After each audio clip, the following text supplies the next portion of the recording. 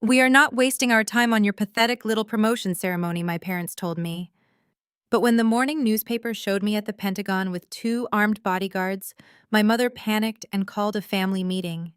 I showed up, and I brought a surprise that destroyed their entire fake empire. My name is Carmen. I am 34 years old, and for my entire life I was the family punching bag. Before I tell you how I brought down my golden child brother and his entitled wife, let me know where you are watching from in the comments below. Hit like and subscribe if you have ever had to stand up to a toxic family.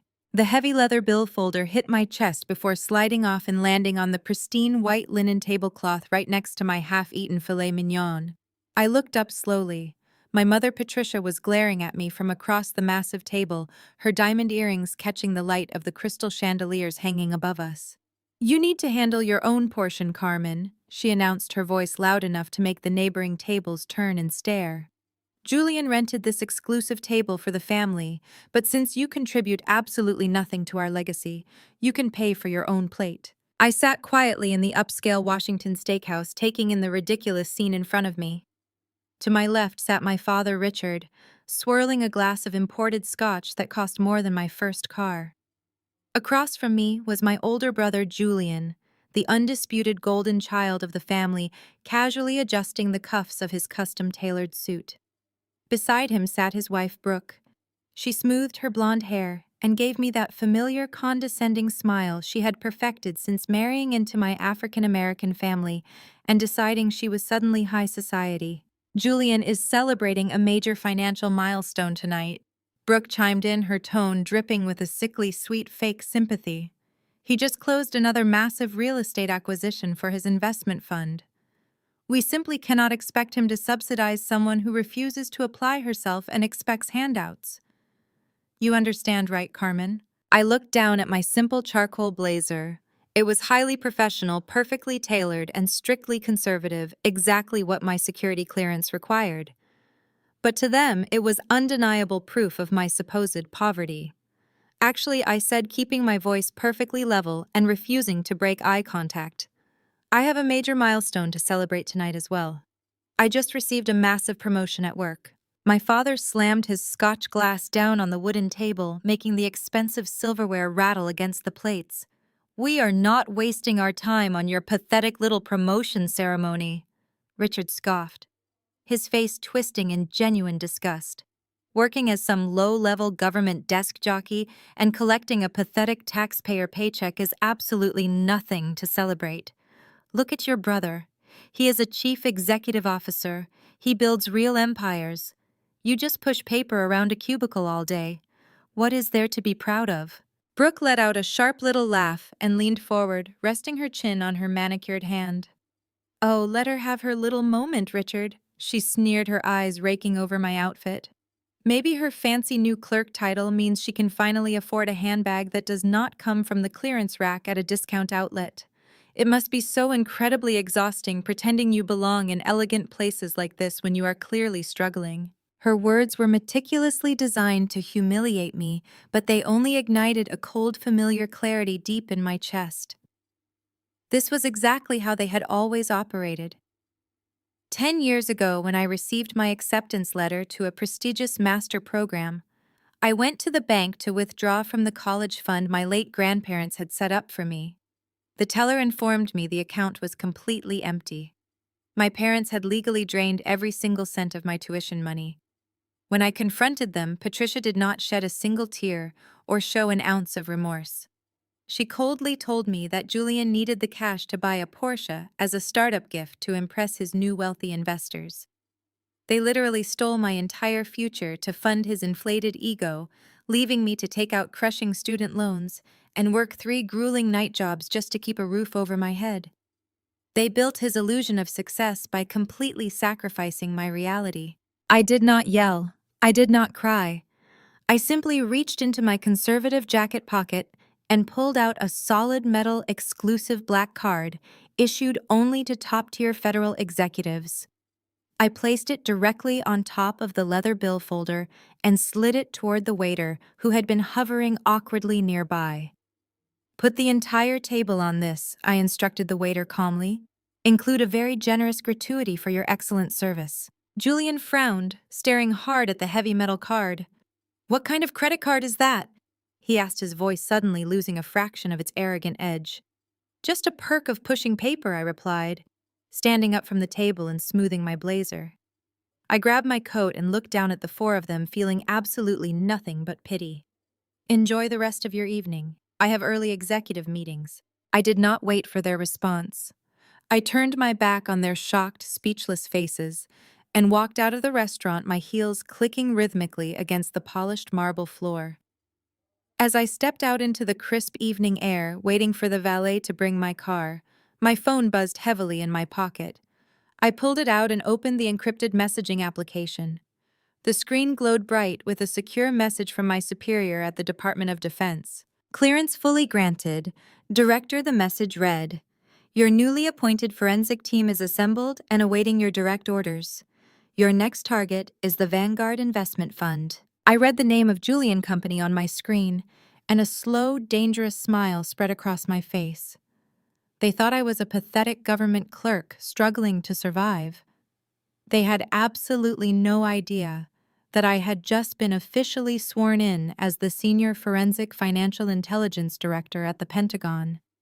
And my very first official mission was to completely tear down the fraudulent empire my golden child brother had built on stolen money. The very next morning, my phone buzzed with an urgent text from Patricia demanding I immediately drive out to Great Falls, Virginia, to help Brooke with her charity gala preparations. I honestly would have ignored her under normal circumstances, but the Pentagon directive from last night echoed clearly in my mind. Vanguard Investment Fund was my official target now, and Julian's $4 million mansion was the physical headquarters of his fraudulent empire. I desperately needed a look inside that house. I drove my unassuming sedan up the long, winding driveway, pulling up next to Julian's absurdly flashy sports cars. The front doors were massive custom iron and glass reflecting the morning sun.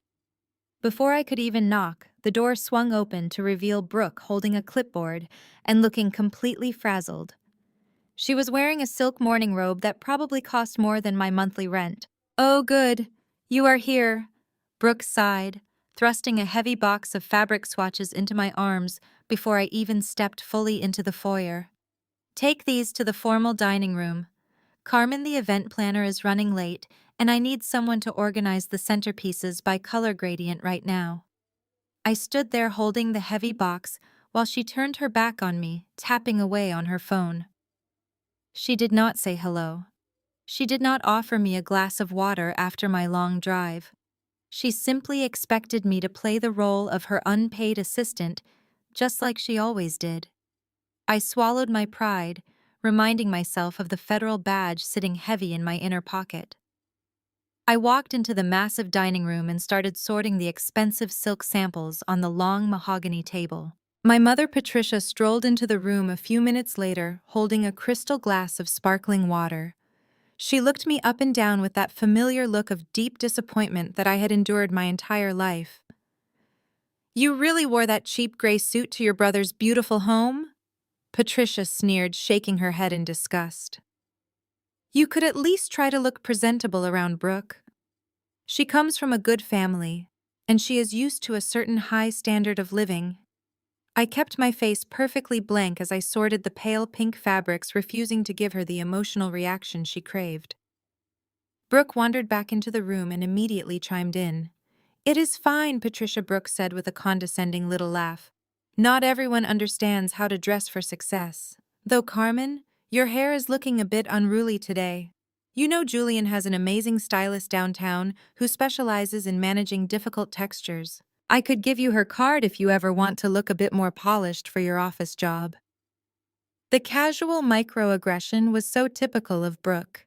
She loved finding polite ways to remind me that my blackness and my basic existence were somehow offensive to her delicate sensibilities. Patricia actually nodded in enthusiastic agreement. "You should take her advice," Carmen, Patricia added, tapping her manicured fingernails against her crystal glass. "Remember when Julian first started Vanguard? Your father and I made sure he had the absolute best custom Italian suits because image is everything in the business world. We gladly took out a second mortgage on our own home just to make sure your brother looked like a chief executive. You could learn a lot from him instead of settling for mediocrity in your little government cubicle. Before I could formulate a response, the heavy wooden doors of the home office swung open and Julian marched into the dining room. He was practically vibrating with arrogant energy. His custom suit was perfectly pressed, and he wore a smug grin that made my stomach turn. "Crack open the vintage champagne," Julian announced loudly, clapping his hands together. "Your husband just closed a $50 million government defense contract." Brooke shrieked with delight and threw her arms around his neck. Patricia actually gasped and rushed over to hug her golden boy, tears of joy springing to her eyes. My father, Richard, walked in right behind Julian, patting him heavily on the back. "A $50 million federal contract."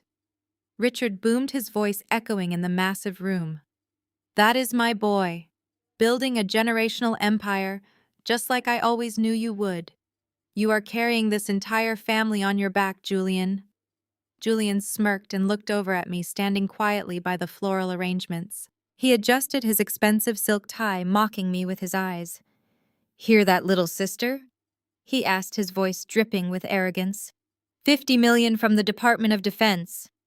The government trusts me with their biggest budgets while they probably pay you pennies to fetch coffee for middle management. Maybe if you ask nicely, I can hire you as a receptionist at Vanguard. You could finally quit that dead-end job and see what real wealth looks like." I just smiled tightly, my mind racing. The Department of Defense. He had just openly admitted to defrauding the exact federal branch that I was now directing. "That sounds like quite the achievement, Julian," I said, keeping my voice smooth and utterly devoid of emotion. "I am going to grab a glass of water from the kitchen to celebrate your big news." I slipped away from the sickening display of family worship and walked into the sprawling marble kitchen. The space was pristine except for a small stack of mail and documents tossed carelessly onto the center island.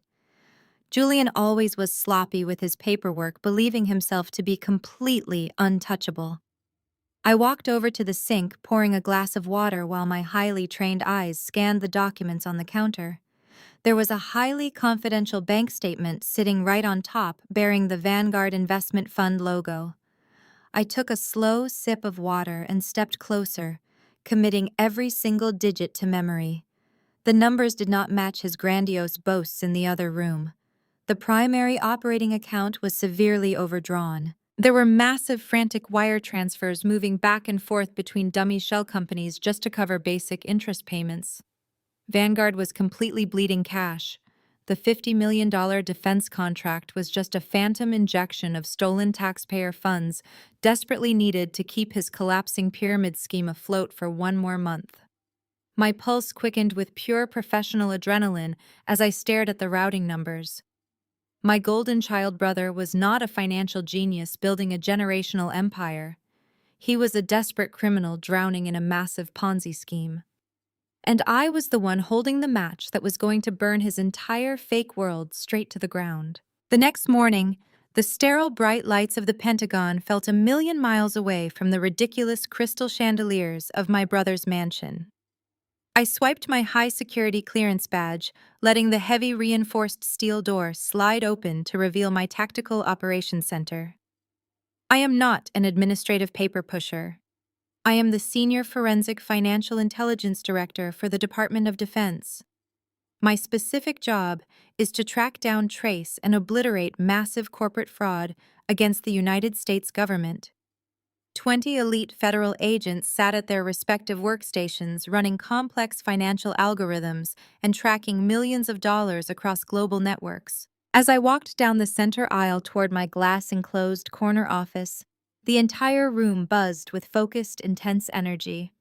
"Good morning, Director," my lead field agent Marcus announced, handing me a thick manila folder labeled Strictly Confidential. "We finally cracked the primary shell company structure on the Vanguard investigation." My heart hammered fiercely against my ribs, but my professional exterior remained absolutely perfectly calm. "Lay it out for me, Marcus," I instructed, dropping my briefcase onto my polished mahogany desk. Marcus opened the file, spreading out heavily redacted bank statements and complex wire transfer diagrams across my desk. Our initial forensic audit indicates a massive, systematic siphoning of federal defense funds, he explained, pointing to a series of offshore accounts. The $50 million contract Vanguard secured yesterday was just the latest in a string of highly inflated government payouts. But here is the critical part, Director.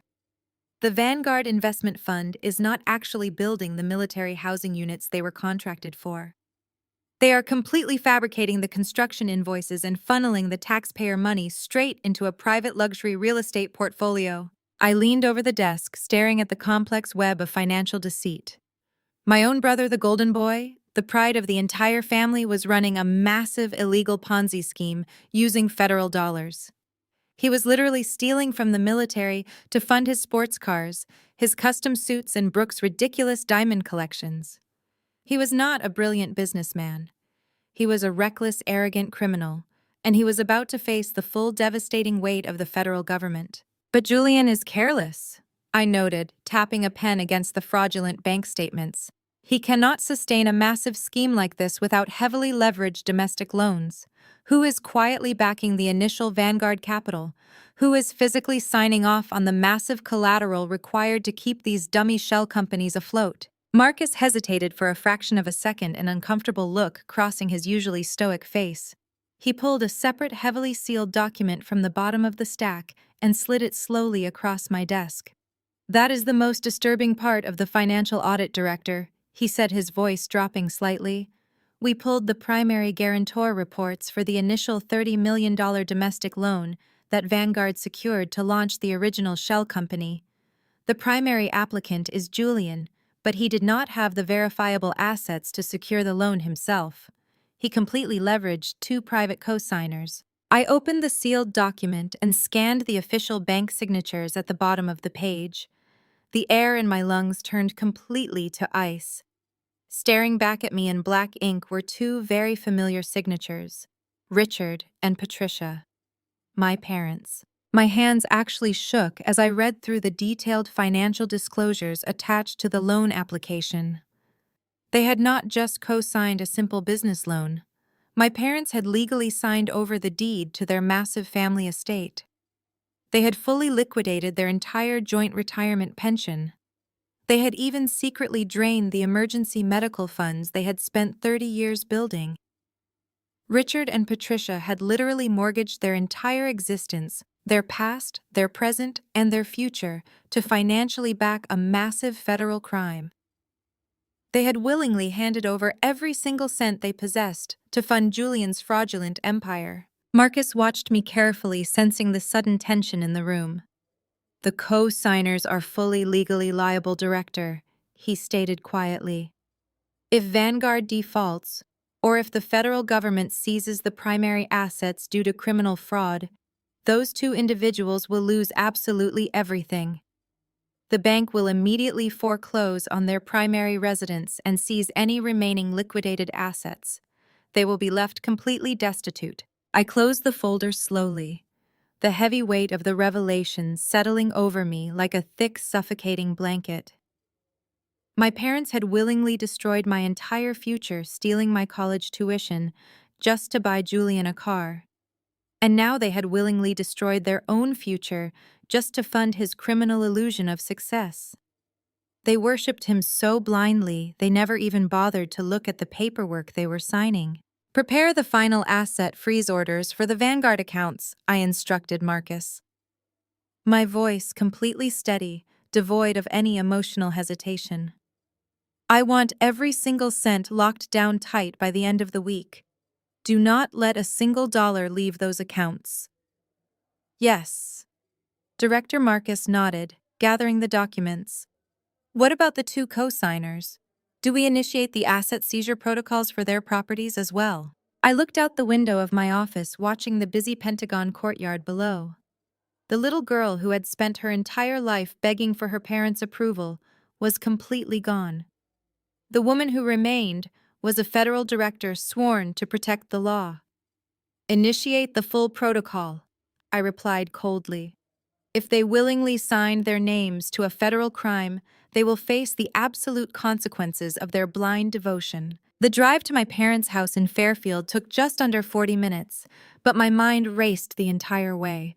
I gripped the steering wheel of my sedan thinking about the heavily sealed Pentagon documents sitting locked in my office safe. The forensic evidence was absolutely undeniable. Julian had weaponized our parents' blind trust, using their pristine credit and their fully paid-off family estate to secure the fraudulent capital for Vanguard. I knew exactly what was going to happen next. When the Department of Justice dropped the hammer, every single asset tied to Vanguard would be immediately seized. The bank would foreclose on the house I grew up in. My parents would be left with absolutely nothing but the clothes on their backs.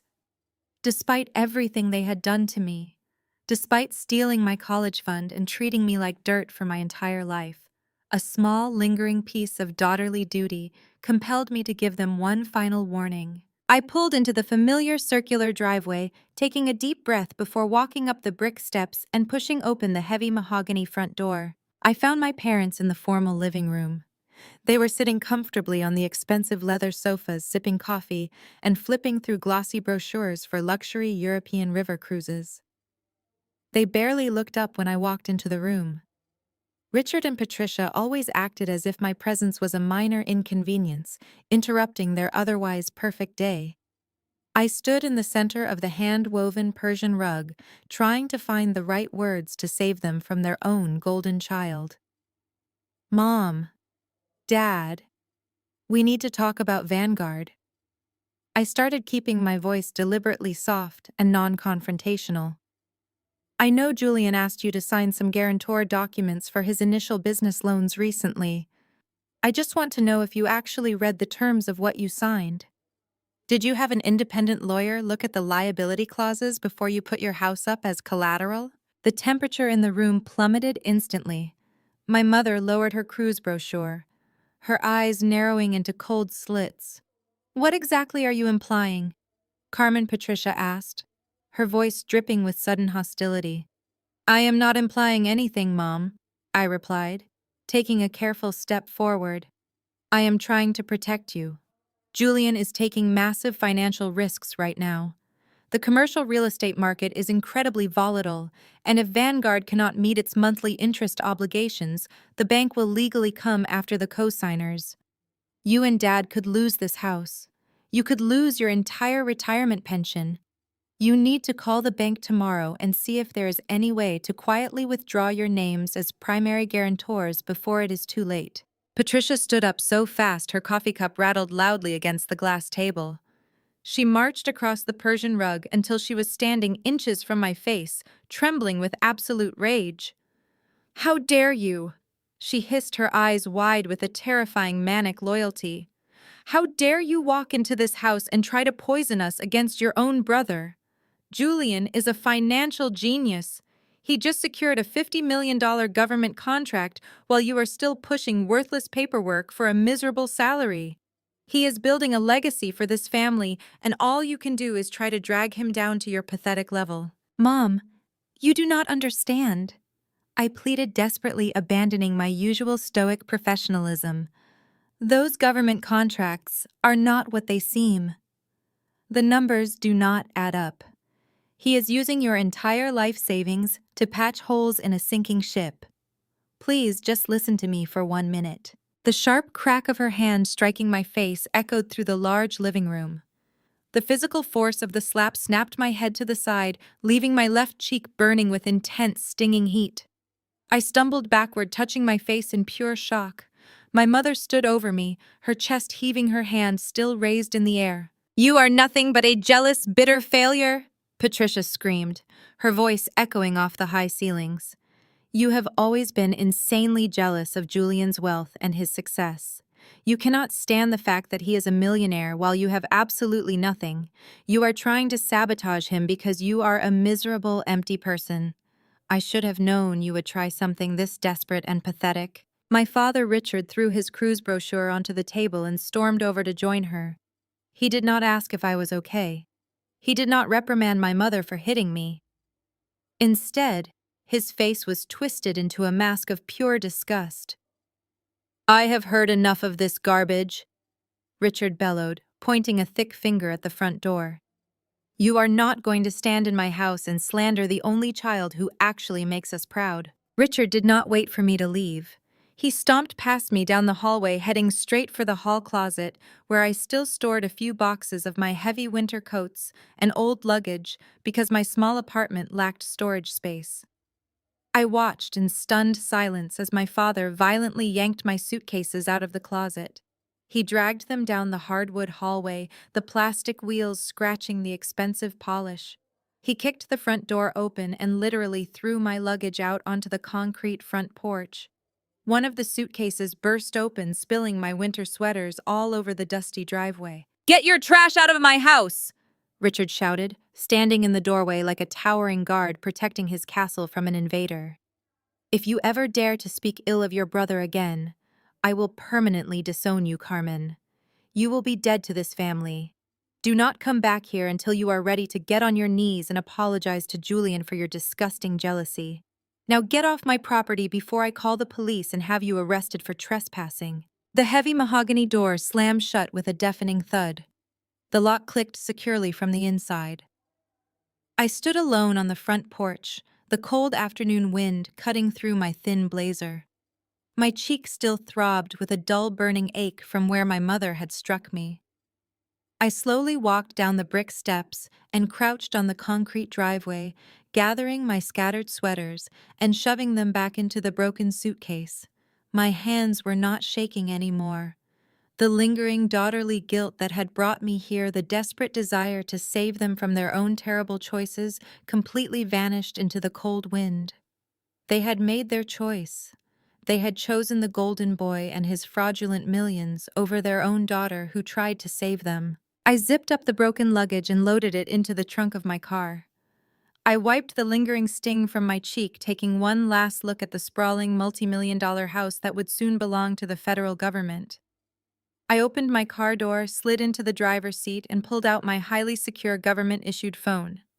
The line connected directly to the Department of Justice Task Force Command Center in under 2 seconds. "This is Director Carmen," I said, my voice completely stripped of any remaining empathy or hesitation. "Initiate the absolute freeze order on all Vanguard Investment Fund assets immediately. Target domestic accounts, international offshore holdings, and all associated private equity." And agent, I added, staring coldly at the front door of my parents' house, "I need you to update the primary arrest warrants. Add Richard and Patricia to the official list of indirect co-conspirators. Freeze their pensions, freeze their bank accounts, and put a federal lien on their estate. Take everything." The enormous ballroom of the downtown Washington Plaza Hotel was dripping with the kind of excessive wealth that only comes from stealing other people's money. Crystal chandeliers cast a golden glow over hundreds of high society guests who had no idea they were attending a celebration funded entirely by a criminal enterprise. It had been exactly 3 days since my father threw my luggage out onto his driveway and threatened to disown me for trying to warn them about Julian's inevitable downfall. 3 days since I sat in my car, wiped the sting of my mother's slap from my cheek, and made the official call to the Department of Justice to silently freeze every single asset associated with the Vanguard Investment Fund, including my parents' heavily leveraged estate. Tonight, I walked through the gilded double doors of my brother's charity gala, wearing a simple but incredibly elegant black evening gown. It was completely different from my usual conservative Pentagon suits, because tonight I was strictly undercover.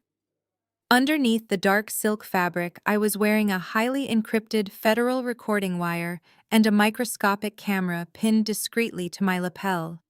My elite tactical team from the Department of Defense was already stationed around the perimeter of the building, posing seamlessly as valet drivers, security guards, and catering staff. We were waiting for one specific moment to tear down this beautiful illusion. I blended perfectly into the crowd of wealthy investors and corrupt politicians, keeping to the shadows near an extravagant ice sculpture that was carved to look like the Vanguard logo. Across the room, I could see my parents, Patricia and Richard playing the role of the perfect supportive family. They were laughing brightly and clinking champagne glasses, completely oblivious to the fact that their bank accounts were already secretly frozen by the federal government. They thought they were untouchable because of Julian. They had absolutely no idea that the luxury estate they returned to every night was already stamped with a federal lien. I watched my father pat my brother on the back with deep, overwhelming pride. Julian was wearing a custom-tailored tuxedo that probably cost more than the entire catering budget. He was working the room, shaking hands and projecting the flawless illusion of a brilliant chief executive officer. I was carefully analyzing his interactions with a group of shady corporate lobbyists when a sharp, piercing voice cut through the soft jazz music playing in the background. "What on earth are you doing here, Carmen?" the voice demanded. I turned slowly to see Brooke marching toward me, her face twisted in a mixture of shock and utter disdain. She was wearing a blindingly bright silver designer gown, holding a large crystal glass of deep red wine. Brooke stopped right in front of me, looking me up and down as if I was a disgusting stain on the polished marble floor. "Did you honestly think you could just crash my husband's exclusive charity gala?" She sneered, her voice loud enough to make several nearby guests turn and stare at us. I kept my face perfectly blank, refusing to break my undercover composure. "I am just here to observe the event." "Brooke," I said evenly, my voice steady and professional, "I suggest you lower your voice before you cause a scene." Brooke let out a loud, mocking laugh that echoed in the quiet corner of the ballroom. "'Cause a scene?" she repeated, stepping dangerously close to me, her eyes flashing with pure malice. "You are the one causing a scene just by being here. Your father threw you out of the house like the garbage you are, and now you show up here begging for attention." She raised her glass of wine, gesturing wildly as she spoke. "You are so pathetic and desperate, Carmen, always trying to ruin Julian's big moments, because you are nothing but a jealous little clerk who cannot afford to belong in elegant places like this." Before I could even take a step back, Brooke intentionally tilted her hand forward. The dark red wine splashed directly onto the front of my black silk dress, staining the expensive fabric instantly. "Oops," Brooke gasped loudly, covering her mouth with a manicured hand in a sickening display of fake shock. "My goodness, Carmen, you are just so incredibly clumsy. You practically bumped right into my glass. Maybe if you were used to attending high-class events, you would know how to navigate a crowded room without making a total fool of yourself."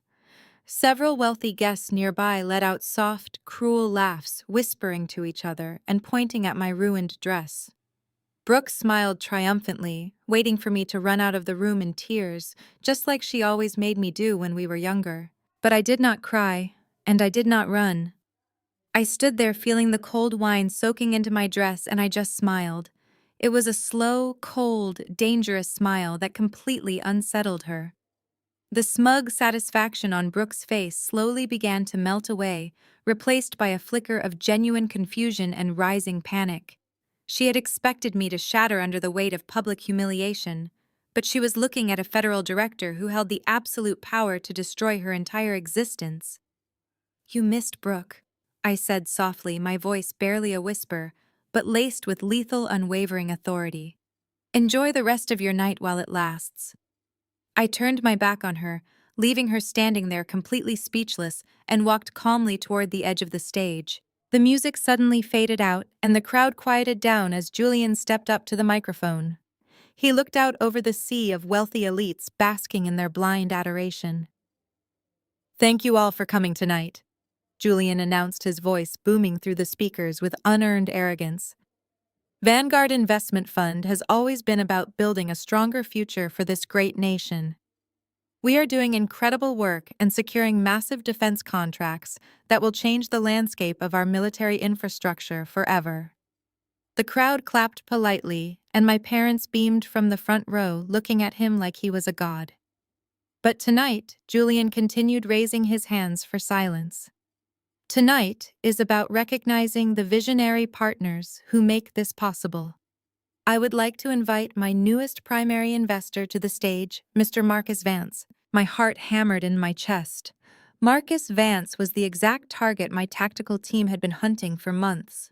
He was a notoriously corrupt defense contractor, known for laundering tens of millions of federal taxpayer dollars through illegal offshore accounts.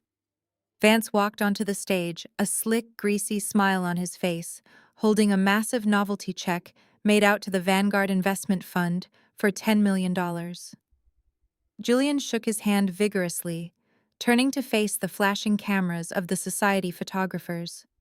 They stood there side by side, two arrogant criminals openly exchanging laundered federal money in front of hundreds of witnesses. I did not even blink as I adjusted the angle of my body, ensuring the hidden microscopic camera on my lapel captured every single high-resolution frame of the illegal transaction. I caught the firm handshake, I caught the exchange of the fraudulent check, and I caught the clear, undeniable proof of their federal conspiracy. I reached into my small clutch purse and pulled out my encrypted federal device.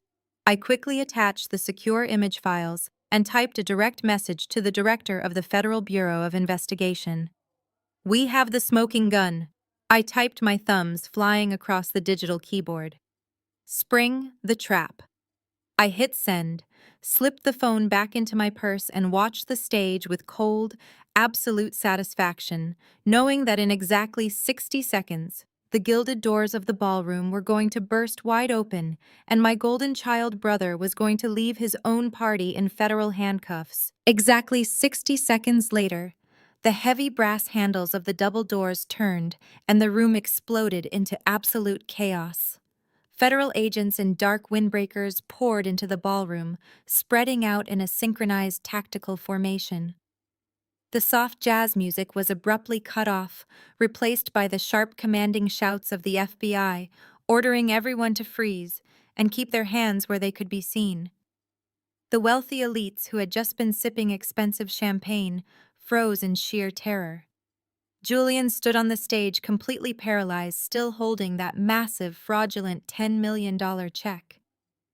The greasy, arrogant smile vanished from his face as two federal agents rushed the podium, grabbing his arms and forcing them roughly behind his back.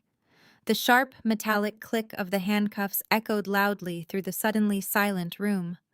I watched from the shadows, my face perfectly blank, as my golden child brother was read his rights and dragged off the stage like a common street criminal. Brooke let out a piercing theatrical scream, dropping her wineglass onto the marble floor, where it shattered into 100 pieces. My parents, Patricia and Richard, lunged toward the stage, shouting at the agents, demanding they let their innocent son go immediately. They threatened to sue everyone in the room, entirely unaware that they were screaming at the federal government. I simply turned on my heel and slipped out the side exit into the cool night air.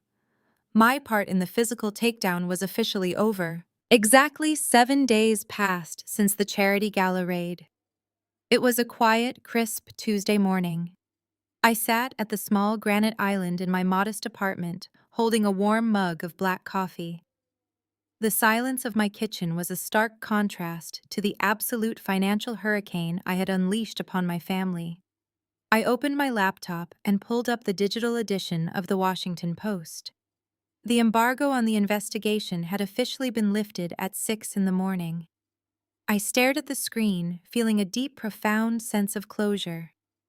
Plastered across the front page in massive, bold print was the headline I had spent months working toward. Youngest Pentagon Financial Intelligence Director busts billion-dollar laundering ring. The story detailed the entire fraudulent network, exposing Vanguard for the massive Ponzi scheme it truly was. But it was the photograph directly beneath the headline that truly captured my attention. It was a high-resolution shot taken just yesterday outside the Department of Defense. I was walking down the iconic concrete steps of the Pentagon, wearing a sharp, tailored navy suit, my federal clearance badge clearly visible on my lapel. My face was set in a mask of pure, relentless authority, and I was flanked on either side by two massive, heavily armed tactical bodyguards. I looked powerful. I looked absolutely untouchable. I did not look anything like the awkward, pathetic little sister my family had spent 30 years mocking and belittling. As I sat there admiring the article, my personal cell phone began to vibrate violently against the granite countertop. The buzzing was frantic and relentless. I glanced down at the glowing screen. 52 missed calls from Patricia, 28 from Richard, 40 missed calls and 70 desperate text messages from Brooke. They had obviously seen the morning paper. The carefully constructed delusion they had lived in for years was entirely shattered into a million irreparable pieces. They finally understood exactly who I was. They finally realized that the daughter they had thrown out into the cold driveway just days ago was the senior federal director who held their entire existence in the palm of her hand. The phone lit up again, vibrating loudly. Patricia was calling for the 53rd time. I took a slow, deliberate sip of my coffee, watching the screen flash. I felt absolutely no desire to answer. I let it ring until the call went to voicemail. A few seconds later, the little notification icon popped up on my screen. I tapped the icon and set the phone on speaker, placing it carefully next to my coffee mug. Patricia's voice filled my quiet kitchen, and the sound of it sent a cold shiver of absolute triumph down my spine. The arrogant, dismissive tone she had used to control and humiliate me my entire life was completely gone. There was no condescension. There was no mocking cruelty. Instead, her voice was trembling, fragile, and laced with pure, unadulterated terror. "Carmen, please pick up," she begged, her voice cracking into a high-pitched, desperate sob. "Carmen, you have to answer the phone right now, please." Her breathing was ragged and panicked. "The police are at Julian's office downtown right now. Federal agents and windbreakers are carrying out boxes of his files. They are taking everything, Carmen. They are loading his computers into dark vans. We just saw the morning paper. We saw the article about you on the front page. We had absolutely no idea you were a federal director. We thought you just worked a small dead-end desk job. You have to talk to us." Brooke is entirely hysterical and your father is pacing a hole in the floor. "There is an emergency family meeting tomorrow morning at our house. You have to come.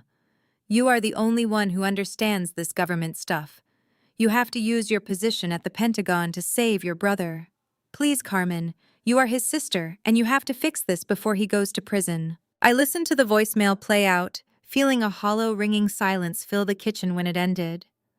For 30 years, they had treated my very existence as an embarrassment. They had openly worshipped a criminal while treating an honest, hard-working daughter like the dirt beneath their expensive shoes. My mother had literally slapped me across the face for daring to suggest that her perfect son was anything less than a business god. My father had thrown my winter coats onto the concrete and threatened to disown me permanently. They had laughed at me, mocked my clothes, insulted my career, and mortgaged their entire future to fund Julian's luxury lifestyle. And now they were begging me to save them. They genuinely believed that family loyalty could somehow override a federal criminal indictment.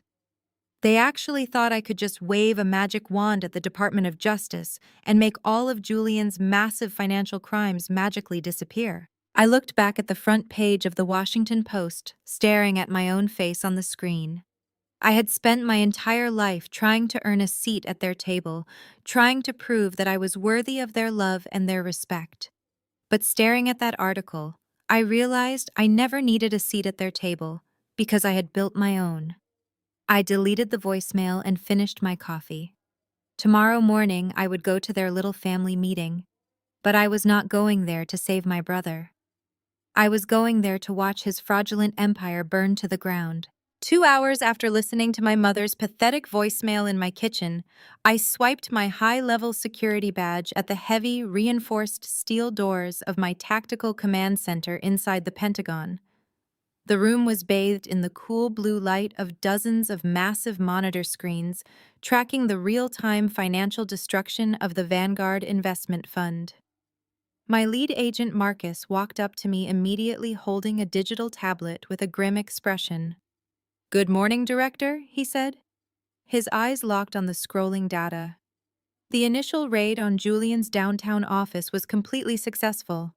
The FBI secured all physical servers and the hard drives just as you predicted. We are currently executing the global freeze order on all known Vanguard domestic accounts and his personal assets. I walked slowly down the center aisle of the command center, watching my elite team of forensic accountants dismantle my brother's entire criminal existence line by line. The air buzzed with the quiet hum of computer processors and the rapid clicking of keyboards. On the primary wall monitor, a giant digital map of Julian's financial network flashed red as each domestic account was locked down. I stared at the screen, feeling a deep, profound sense of satisfaction. For years, Julian had built his entire identity on the illusion of limitless wealth. And now I was stripping it away stroke by stroke. "How much have we locked down so far, Marcus?" I asked, keeping my voice perfectly steady and completely devoid of any familial attachment. Marcus tapped his screen, reviewing the live feed of the federal seizures. "We have successfully frozen exactly $42 million in domestic funds," he reported. "We also placed the federal liens on your parents' estate and all 3 of Julian's luxury vehicles just as you ordered. They cannot move a single cent without triggering a Department of Justice alert." But right as Marcus finished his sentence, a loud, piercing siren began to blare from the terminal of a junior agent sitting in the front row. The screen on her monitor flashed with a massive yellow warning banner casting a bright glare across her face. "Director, we have a massive breach attempt," the agent shouted over the noise of the alarm. "The primary target is trying to initiate a high-priority wire transfer." I walked quickly over to the agent's desk, staring down at the rapidly scrolling numbers on her monitor. Julian was cornered and desperate. The FBI had raided his office, but he was still technically a free man until the grand jury officially indicted him. He was obviously sitting in a panic somewhere, hiding behind his fancy, high-priced lawyers and trying to salvage whatever he could before the walls completely caved in. "Where is he trying to send the money?" I asked, my eyes tracking the digital routing numbers bouncing across the dark screen. The agent pulled up the destination code, her fingers moving frantically. "He is attempting to route $10 million through a shell company directly into an offshore account in the Cayman Islands," she explained. "He is trying to bypass the domestic freeze by using a secondary biometric authorization from a hidden shadow account." My brother was arrogant, but he was not entirely stupid. He had clearly kept an emergency stash of stolen defense funds hidden in an unregistered account preparing for the day. His massive Ponzi scheme finally collapsed.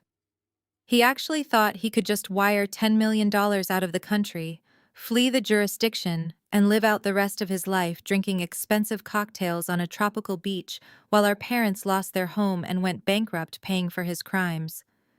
He truly believed he was smarter than the federal government. He believed he was smarter than me. Not on my watch.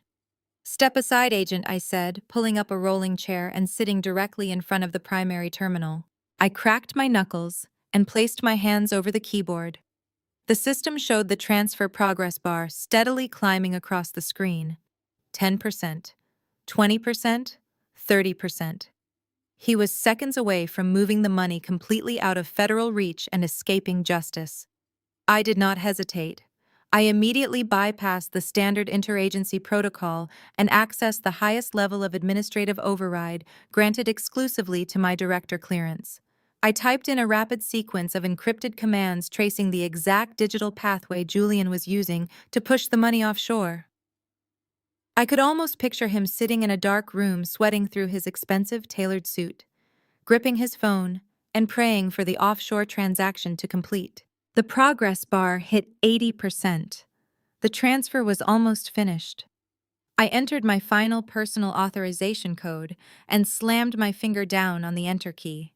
The screen froze for a fraction of a second before the progress bar completely vanished. A solid green box appeared on the monitor, displaying 2 simple words: "Transaction terminated." I watched as the federal system automatically seized the hidden $10 million, ripping it directly out of his shadow account and pulling it securely into a highly restricted federal holding vault. The account balance on the screen dropped from $10 million to exactly zero. The entire command center fell completely silent. The loud blaring alarm shut off, leaving only the soft mechanical hum of the servers. Marcus stood behind me, staring at the screen in absolute awe. "We got it all, Director," he said, his voice full of quiet, profound respect. "Julian is completely wiped out. He does not have enough money left to buy a cup of coffee. His entire network is gone." I pushed my chair back from the terminal and stood up, smoothing the wrinkles from my navy blazer. My parents had begged me on that frantic voicemail to use my position to save their precious golden boy. They had demanded that I step in and fix the terrible mess he had created. They were about to learn a very hard lesson about accountability and consequence. I reached into the pocket of my suit and pulled out my personal cell phone. The screen was still cluttered with dozens of unread, panic-stricken messages from my mother, my father, and my sister-in-law, Brooke. Brooke had texted me repeatedly, complaining that her black credit cards were declining at the luxury boutiques downtown. My mother was begging for a lifeline. They still thought they could manipulate me, bully me, or guilt me into doing exactly what they wanted, just like they always did. I unlocked the phone and opened the main family group chat. My fingers were completely steady as I typed out my response. The days of crying over their rejection were permanently over. The woman who needed their validation was dead. I hit send and placed the phone back into my pocket, walking away from the monitors. The message delivered instantly to their phones read simply, "I will be at the meeting tomorrow. I have a surprise for everyone." The next morning, Julian's sprawling custom-built mansion was a war zone. The flawless aesthetic of their multi-million-dollar home was shattered by the sound of glass smashing against the imported Italian marble floors. Julian had barely slept a wink, pacing the length of his massive living room in a state of absolute manic panic. He was shaking uncontrollably, his expensive silk tie hanging loosely around his neck. He had spent the last 12 hours watching his billion-dollar Ponzi scheme evaporate into thin air, frantically dialing his offshore bankers and getting nothing but dead dial tones. Across the room, Brooke was completely hysterical, pacing like a caged animal. She had just returned from an emergency shopping spree at her favorite luxury boutiques, trying to soothe her nerves, but the outcome had only poured gasoline on the fire. She hurled a heavy crystal vase at Julian's head, missing him by inches. It shattered violently against the custom fireplace. "Every single one of my platinum cards declined," Julian Brooke screamed, her voice echoing off the high ceilings. I was standing at the register holding $50,000 worth of designer bags, and the machine flashed declined. Do you have any idea how humiliated I was? My friends were right there watching me get treated like a common thief. "Where is the money, Julian? Where is all of our money?" Julian dragged his hands through his perfectly styled hair, his arrogant facade completely gone. "It is frozen, Brooke," he yelled back, his voice cracking with terror. "Every domestic account, every shell company, every offshore reserve I tried to wire yesterday, it is all gone. Carmen locked it all down. She completely destroyed me." My parents, Richard and Patricia, were sitting on the expensive velvet sofas, watching their golden boy's empire collapse in real time. But instead of holding Julian accountable, Patricia immediately stood up to comfort Brooke. Patricia had always worshipped Brooke. To my mother, Brooke was the ultimate status symbol, a wealthy, beautiful white daughter-in-law from a prominent family who elevated our own social standing. Patricia treated her like royalty, while constantly reminding me that I was a dark, plain disappointment who would never belong in their elite circles. "Oh, sweetheart, please do not cry," Patricia cooed, wrapping her arms around Brooke's, shaking shoulders and smoothing her blonde hair. "This is just a terrible misunderstanding. We are going to fix this right away." My father nodded vigorously, his face flushed with desperate denial. "Your mother is absolutely right, Brooke," Richard insisted, gripping his gold-handled cane, completely ignoring the fact that his own house was heavily leveraged and currently under federal lien. Carmen is just throwing a little temper tantrum because she felt left out of the family business. But we saw the morning paper. We know exactly how much power she has at the Pentagon now. She is a top director. She has the authority to make all of these federal charges completely vanish. Brooke sniffled, wiping her ruined mascara. You really think she will do that for us? Brooke asked, her voice dripping with venom. She hates us. She has always been insanely jealous of Julian's success. Patricia let out a cold, dismissive scoff, waving her hand in the air.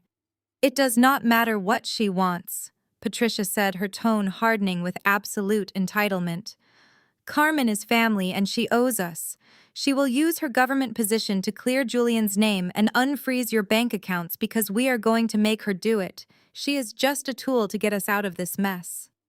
When the meeting happens today, she will fall right back into line just like she always does. Miles away in the secure depths of my Pentagon office, I was not preparing to fall back into line.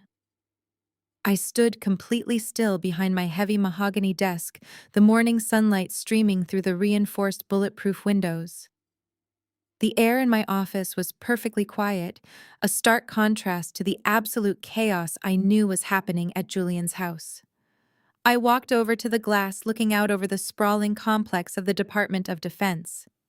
My phone was still buzzing silently on my desk, lighting up with endless demands from my mother to hurry up and come to the house.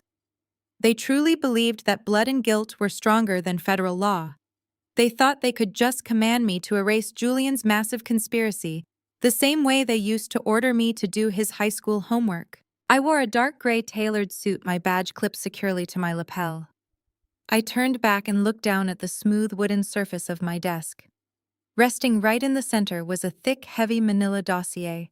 The paper was dense and weighted with undeniable proof of every single financial crime my brother had committed over the last decade.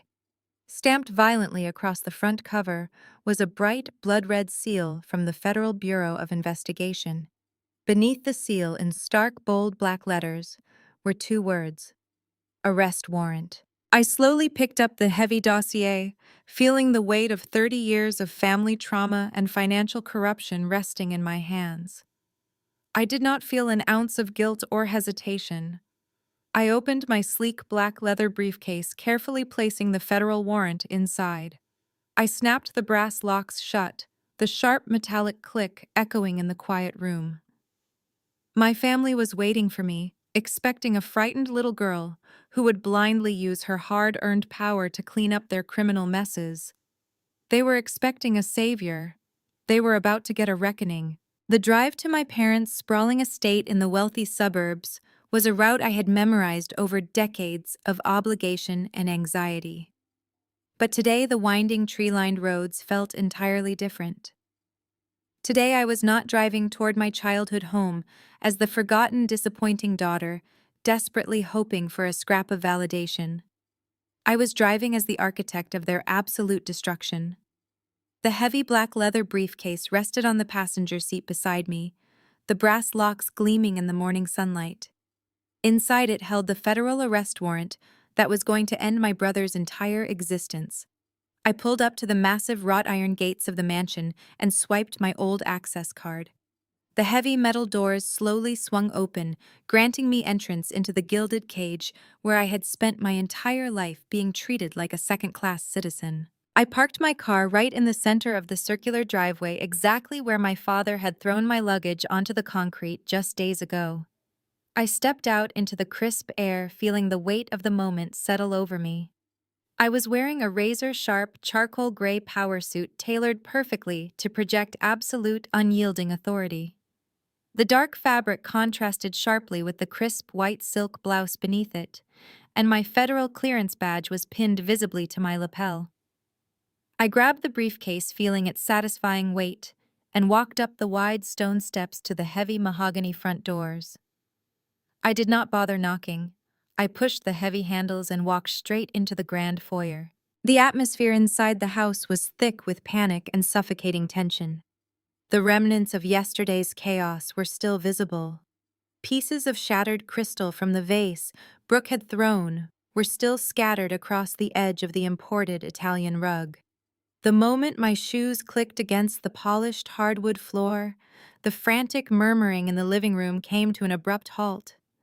I walked into the massive sunken living room and found my entire family gathered exactly as I had expected. My parents, Patricia and Richard, were huddled together on the expensive velvet sofa, looking exhausted and terrified. Brooke was pacing near the fireplace, clutching a half-empty glass of wine, even though it was barely 10 in the morning. And Julian, my perfect golden child brother, was standing in the center of the room looking like a trapped animal. He looked absolutely terrible. His usually flawless hair was disheveled. His eyes were bloodshot and dark circles bruised the skin beneath them. The moment he saw me walking through the archway, his posture stiffened. But instead of showing even an ounce of remorse or humility, Julian did what he always did. He immediately went on the offensive. He rushed across the room, closing the distance between us. His face twisted in a mask of furious, arrogant entitlement. "Where the hell have you been?" Julian demanded, his voice echoing loudly off the high, vaulted ceilings.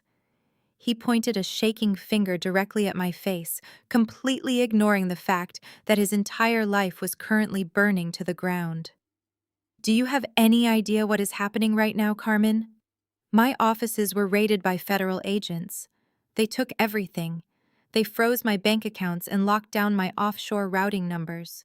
Some federal agent intercepted a $10 million wire I tried to send to the Caymans yesterday and wiped my balance to zero. You need to get on the phone right now and fix this." I stopped walking and just stared at him. I did not flinch. I did not step back. I just let him continue his pathetic rant. "You work at the Pentagon," Julian ordered, stepping even closer, trying to use his height to intimidate me, the way he had done since we were teenagers. "You are a federal director now. You need to call whoever is in charge of this ridiculous witch hunt and tell them to back off immediately. Tell your superiors that Vanguard Investment Fund is a highly classified defense contractor, and this investigation is a massive mistake. You are going to pick up your phone, call your boss, and drop this entire investigation before they ruin my reputation." He was actually ordering me. He had stolen tens of millions of dollars, laundered federal taxpayer money, committed massive financial fraud, and his instinct was to treat me like an obedient secretary. My parents watched eagerly from the sofa, nodding along with his demands. They truly believed that I was just a convenient tool to be used to rescue their precious son. Before I could even open my mouth to respond, Brooke stepped out from behind Julian, crossing her arms over her expensive designer sweater. She looked me up and down with that familiar sneering disdain, still acting as if she held some kind of superior high ground. "Well, at least your stupid government job is finally useful to this family." Brooke spat, her voice dripping with venom and condescension. "My platinum cards are declining at boutiques all over the city, and it is completely humiliating. Make the call to your little federal friends before the press gets a hold of this and ruins our social standing. We do not have time for you to sit here and play dumb, Carmen. Just do what your brother says and fix it." The absolute delusion radiating from all of them was staggering.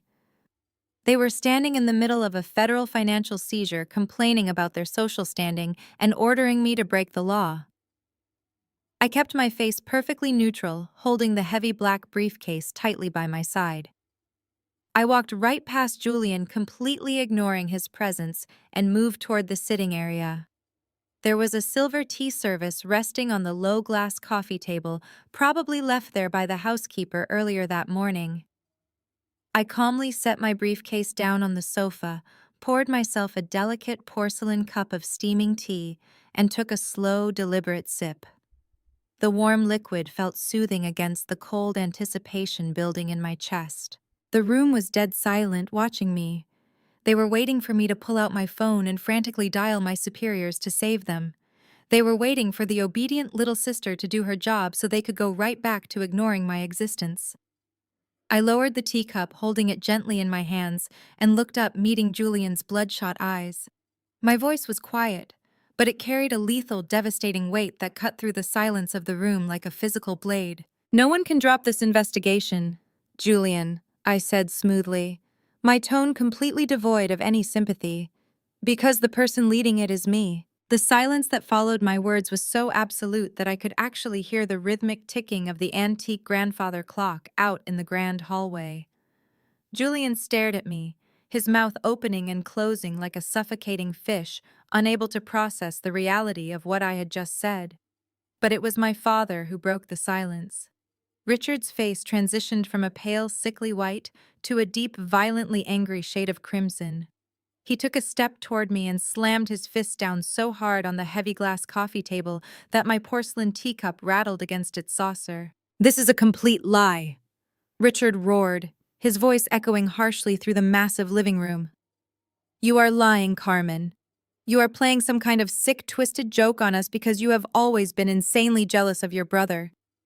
You sit there in your cheap little suit and pretend you have some kind of ultimate authority over us, but it is a bluff. It is an absolute bluff." He paced back and forth, his chest heaving with indignant rage.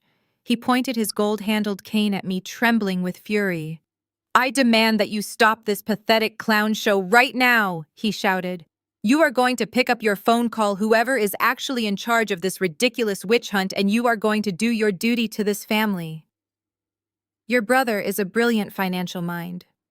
He is a vanguard of industry. You are nothing but a petty, bitter desk worker trying to punish him because you could never achieve a fraction of his success." Patricia immediately chimed in, stepping up to stand shoulder to shoulder with my father. "Your father is right, Carmen," she said, her voice dripping with venom and condescension. "You have always harbored this ugly, resentful jealousy toward Julian. Ever since you were children, you wanted what he had. And now you are trying to use this little government mix-up to scare us. Well, it is not going to work. We know exactly who you are." I did not raise my voice. I did not flinch. I simply reached down and clicked open the brass latches of my heavy black leather briefcase. I reached inside and slowly pulled out a stack of crisp official government documents. I took the first document, a thick stapled packet bearing the official seal of the Federal Bureau of Investigation, and dropped it directly onto the glass coffee table right in front of Julian. It hit the glass with a heavy, definitive thud. "That is the official federal freeze order," I said, my voice perfectly calm and entirely devoid of emotion. "It contains the exact routing numbers of every single domestic and offshore account you tried to hide Julian. It outlines the exact shell companies you used to launder taxpayer money. It details the $42 million we seized this morning and the $10 million you frantically tried to wire to the Caymans just 2 hours ago. Go ahead and read it. Read the signature of the primary authorizing director at the bottom of the final page." Julian stared at the document as if it were a venomous snake. His hands were visibly shaking as he slowly reached out and flipped to the last page. All the blood drained from his face, leaving him looking like a terrified ghost. His eyes widened and a horrible choked sound escaped his throat. The arrogant, untouchable golden boy was completely gone, replaced by a broken, terrified criminal who suddenly realized there was no way out. But I was not finished. I reached into my briefcase and pulled out a second document. This one was a single piece of paper, a highly classified forensic accounting receipt. Julian's eyes darted to the paper and he lunged forward, trying to snatch it out of my hand, but I was faster. I smoothly slid the paper across the smooth glass table directly toward Brooke. "What is this?" Brooke demanded, looking down at the paper with narrow, suspicious eyes. That I explained, taking another slow sip of my tea is irrefutable proof of where your husband's company funds have actually been going. It is a certified purchase receipt from a highly exclusive diamond jeweler in Switzerland. Julian used exactly $100,000 of stolen investment capital to purchase a custom, flawless diamond necklace. Brooke let out a sharp, victorious laugh, crossing her arms and looking down her nose at me. "So what?" she sneered. "My husband buys me expensive jewelry all the time. That just proves he is incredibly successful and knows how to treat his wife. You are just proving how pathetic and jealous you really are, Carmen." I smiled for the very first time since entering the mansion. It was a cold, calculated smile. "Look closer at the shipping address, Brooke," I suggested softly. Brooke's smug expression faltered. She picked up the piece of paper, her manicured nails gripping the edges tightly. She read the description of the $100,000 diamond necklace, and then her eyes slowly tracked down to the delivery address printed at the bottom of the receipt. It was an address for a luxury penthouse apartment downtown. An apartment that definitely did not belong to her. She read the name listed on the delivery instructions. It was the name of a 24-year-old high-end real estate agent who Julian had supposedly been doing business with for the last 8 months. I watched as the color completely vanished from Brooke's face. Her skin turned a deathly, sickly pale and her perfectly painted lips parted in absolute silent horror. She looked up slowly, her eyes locking onto Julian, who was now sweating profusely and backing away toward the fireplace. He was stammering, trying to form words, but nothing coherent was coming out. "You bought a $100,000 diamond necklace for your mistress, Brooke," whispered her voice, trembling with a mixture of profound shock and rising violent anger. "While my credit cards are declining at the mall, while federal agents are raiding your office and ruining our lives, you were busy spending a fortune on that pathetic little blonde real estate agent."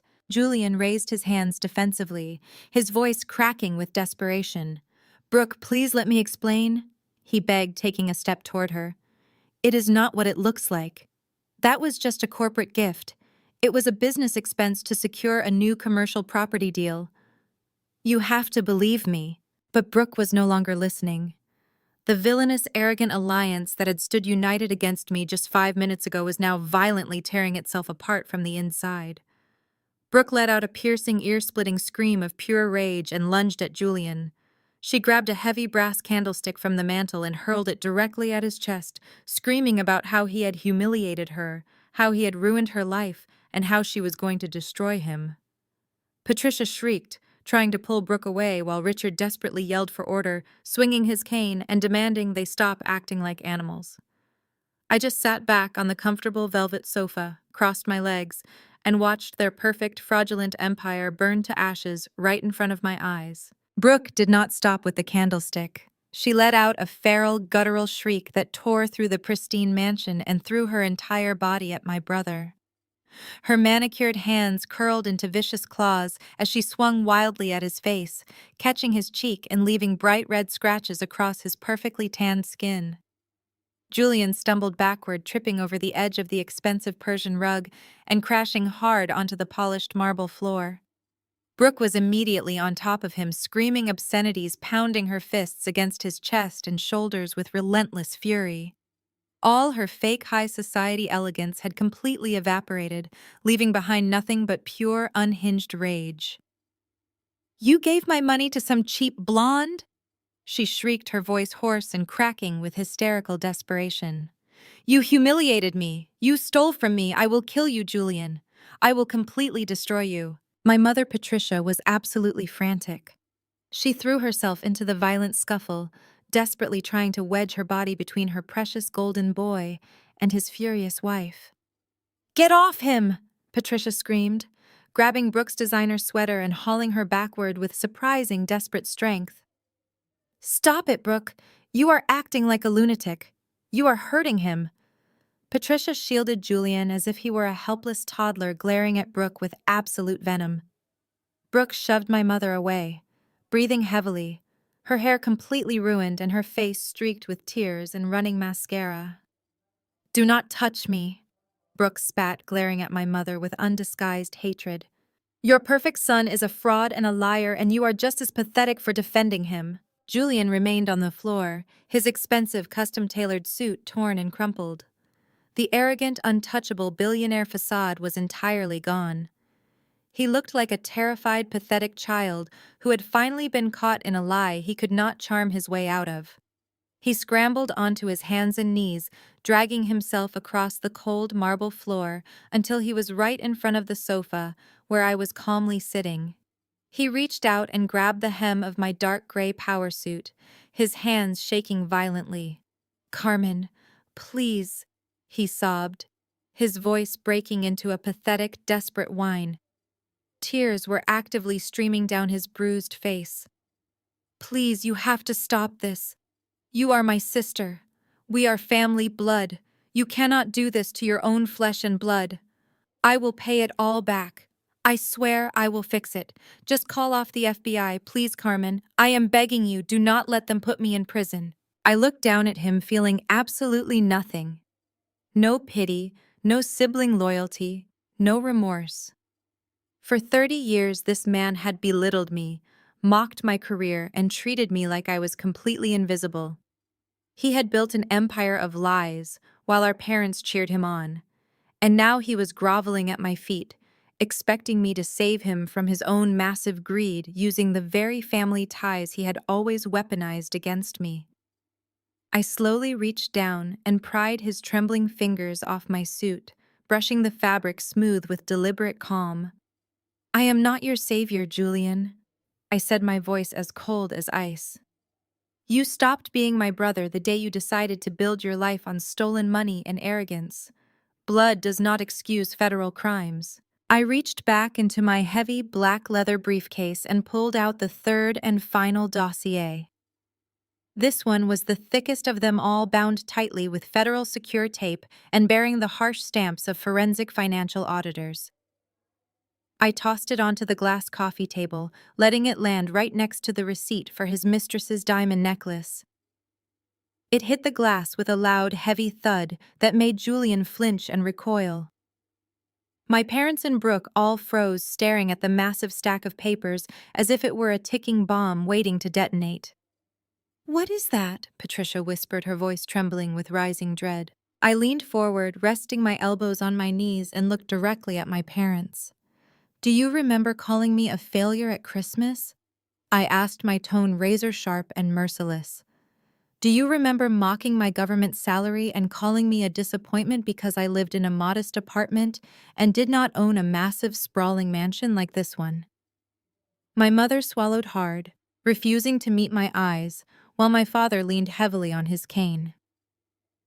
"Well," I continued, tapping the thick file, "you should probably read what your brilliant golden boy has been doing behind your backs for the last 3 years while you were busy bragging about his genius.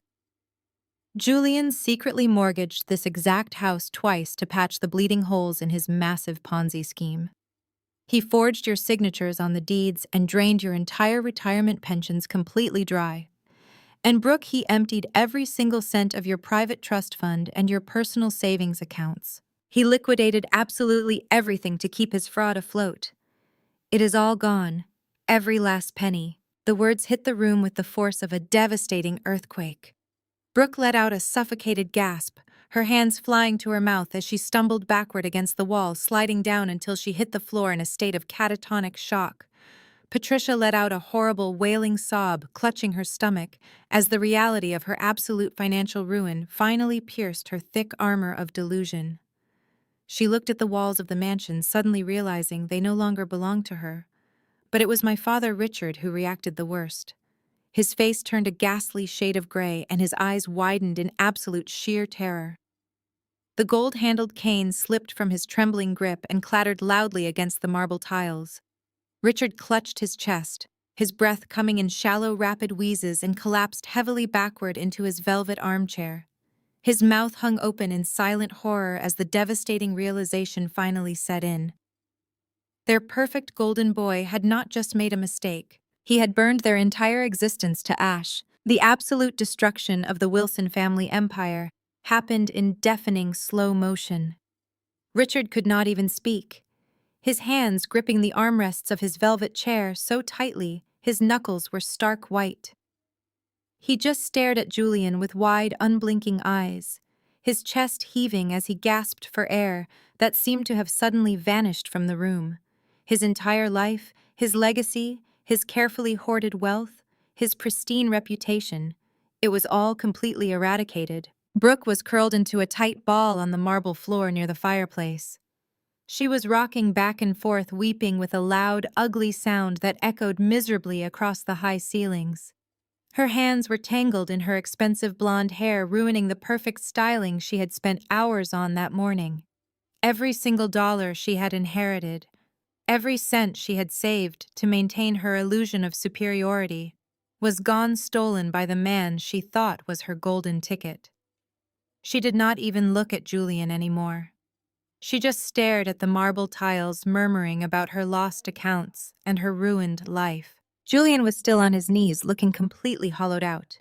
He was staring at the heavy federal file on the coffee table as if it were a physical executioner. He had nothing left to say. His charm, his arrogance, his manipulative lies had all run out. There was no one left to con, and no money left to steal.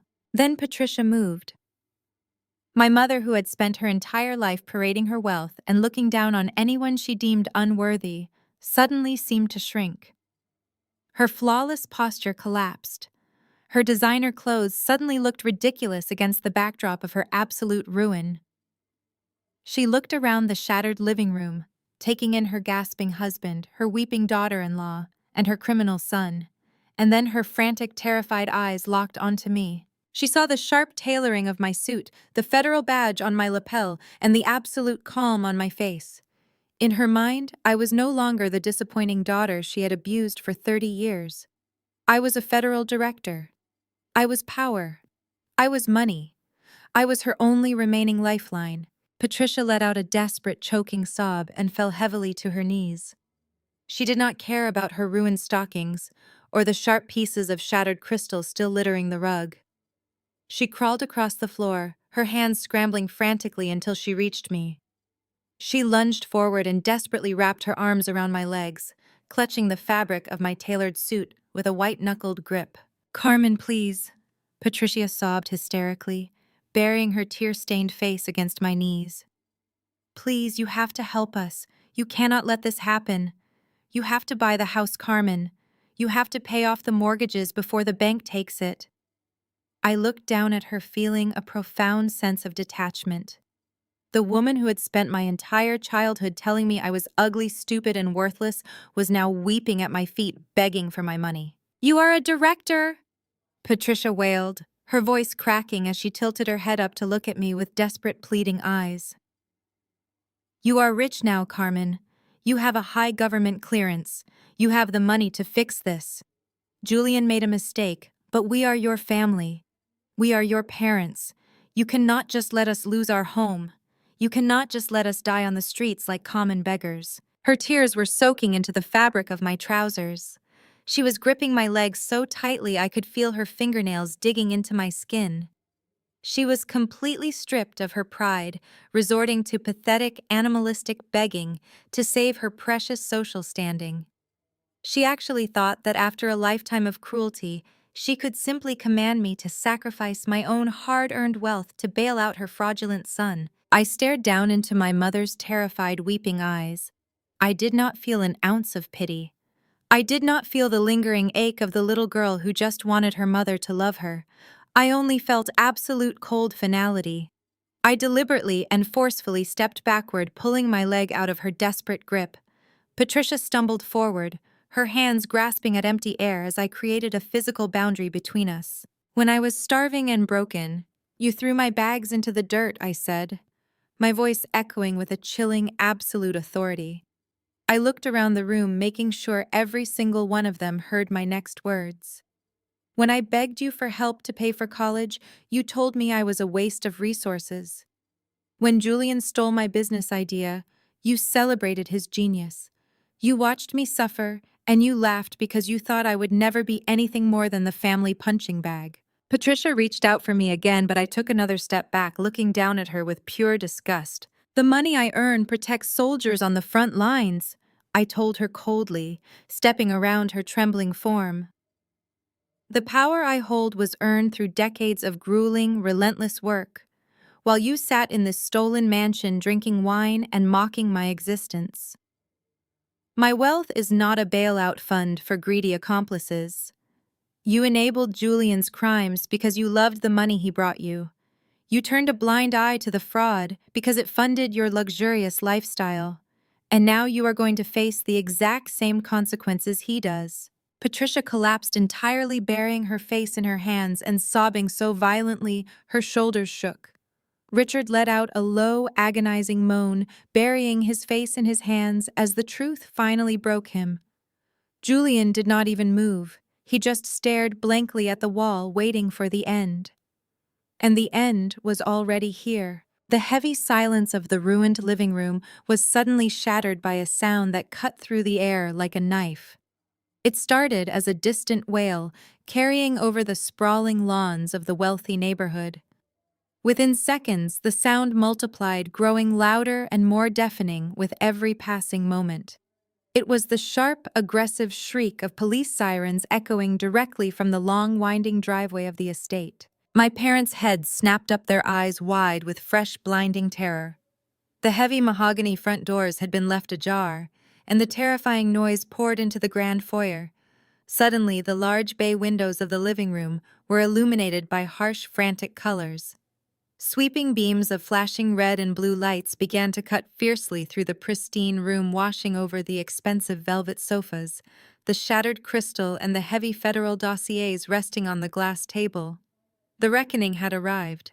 Before my parents could even process the flashing lights illuminating their ruin, the heavy mahogany front doors were violently breached. The deafening crash of a tactical battering ram splintered the expensive wood, sending sharp shards flying across the grand foyer. A swarm of FBI agents and federal marshals poured into the house like a relentless dark tide. They were clad in heavy tactical gear, Kevlar vests and helmets moving with a terrifying synchronized precision that immediately swallowed the remaining air in the room. Federal agents, get on the ground. Show me your hands. The harsh commands echoed off the vaulted ceilings, entirely shattering the suffocating silence of the estate. Julian, who had just been weeping pathetically at my feet, suddenly scrambled up. His survival instinct overriding his despair, he locked his panicked, bloodshot eyes on the massive glass patio doors leading to the back gardens. He bolted. The golden boy, the untouchable billionaire, abandoned his wife, his mother, and his father, making a desperate, frantic sprint for freedom. He slipped on the polished marble, his expensive leather shoes scrambling for traction as he threw his entire weight toward the glass. He did not even make it halfway across the room. Two heavily armored marshals intercepted him with ruthless efficiency. One of them lunged forward, catching Julian around the waist and driving him brutally into the marble floor. The impact was a sickening, heavy thud that knocked the breath out of him in a sharp wheeze. Julian gasped and thrashed, his perfectly styled hair now matted to his sweating forehead. But the marshal firmly planted a heavy tactical knee directly between his shoulder blades. The agent grabbed my brother's arms, twisting them painfully behind his back and securing his wrists with thick industrial zip ties. "You have the right to remain silent." The marshal barked completely, ignoring Julian's frantic, high-pitched squeals and pathetic begging. Patricia let out a blood-curdling shriek, pressing her hands over her ears and curling into a trembling ball on the ruined rug. Richard remained absolutely paralyzed in his velvet armchair, his face a ghastly shade of gray, his mouth opening and closing in silent horror as he watched the tactical team secure every exit and sweep every room of his precious mansion. Their gilded empire was officially an active crime scene. Out of the sea of dark uniforms, a tall, broad-shouldered man stepped forward. He was the lead FBI agent, the one I had coordinated this entire operation with for the past 6 months. He bypassed the weeping women and the pinned golden child, walking deliberately toward the sitting area, where I still remained completely still, holding my delicate porcelain teacup. He stopped exactly 2 feet in front of me, squared his broad shoulders, and offered a sharp, deeply respectful salute. "Report, Director," he announced, his deep voice carrying clearly over the fading chaos of the room. "The perimeter is entirely secured. All exit routes are locked down and all primary warrants have been executed simultaneously across his corporate offices. We await your final orders." The words hung in the air, heavy and absolute. "Director." The room went dead silent. Patricia slowly lowered her shaking hands from her tear-stained face, staring up at me with an expression of sheer, unadulterated terror. Richard gripped the arms of his chair so tightly his knuckles turned white, his eyes darting frantically from the heavily armed tactical commander to his quiet, unassuming daughter in the tailored gray suit. The devastating realization finally washed over them in a suffocating, paralyzing wave. I was not a secretary. I was not a low-level bureaucrat pushing papers in a forgotten basement to be mocked at family dinners. I was the architect of this entire operation. I commanded the federal strike force that was currently dismantling their lives. The daughter they had discarded and laughed at was the absolute highest authority in the room, holding their entire existence in the palm of her hand. The heavy silence was suddenly broken by a desperate theatrical sob. Brooke, having witnessed the brutal physical takedown of her husband and the terrifying display of my authority, realized that her only chance of survival was to completely sever herself from the sinking ship.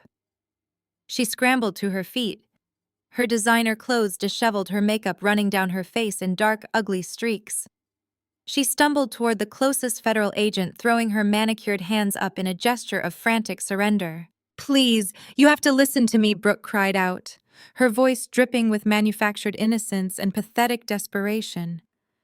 "I had absolutely nothing to do with this. I am just his wife. I did not know anything about his illegal business dealings, or his offshore accounts, or the money he was stealing. He lied to me, he cheated on me with some cheap real estate agent, and he hid everything from me. I am a victim here. You cannot hold me responsible for the crimes of a monster." The agent stared at her, his face a mask of absolute cold indifference.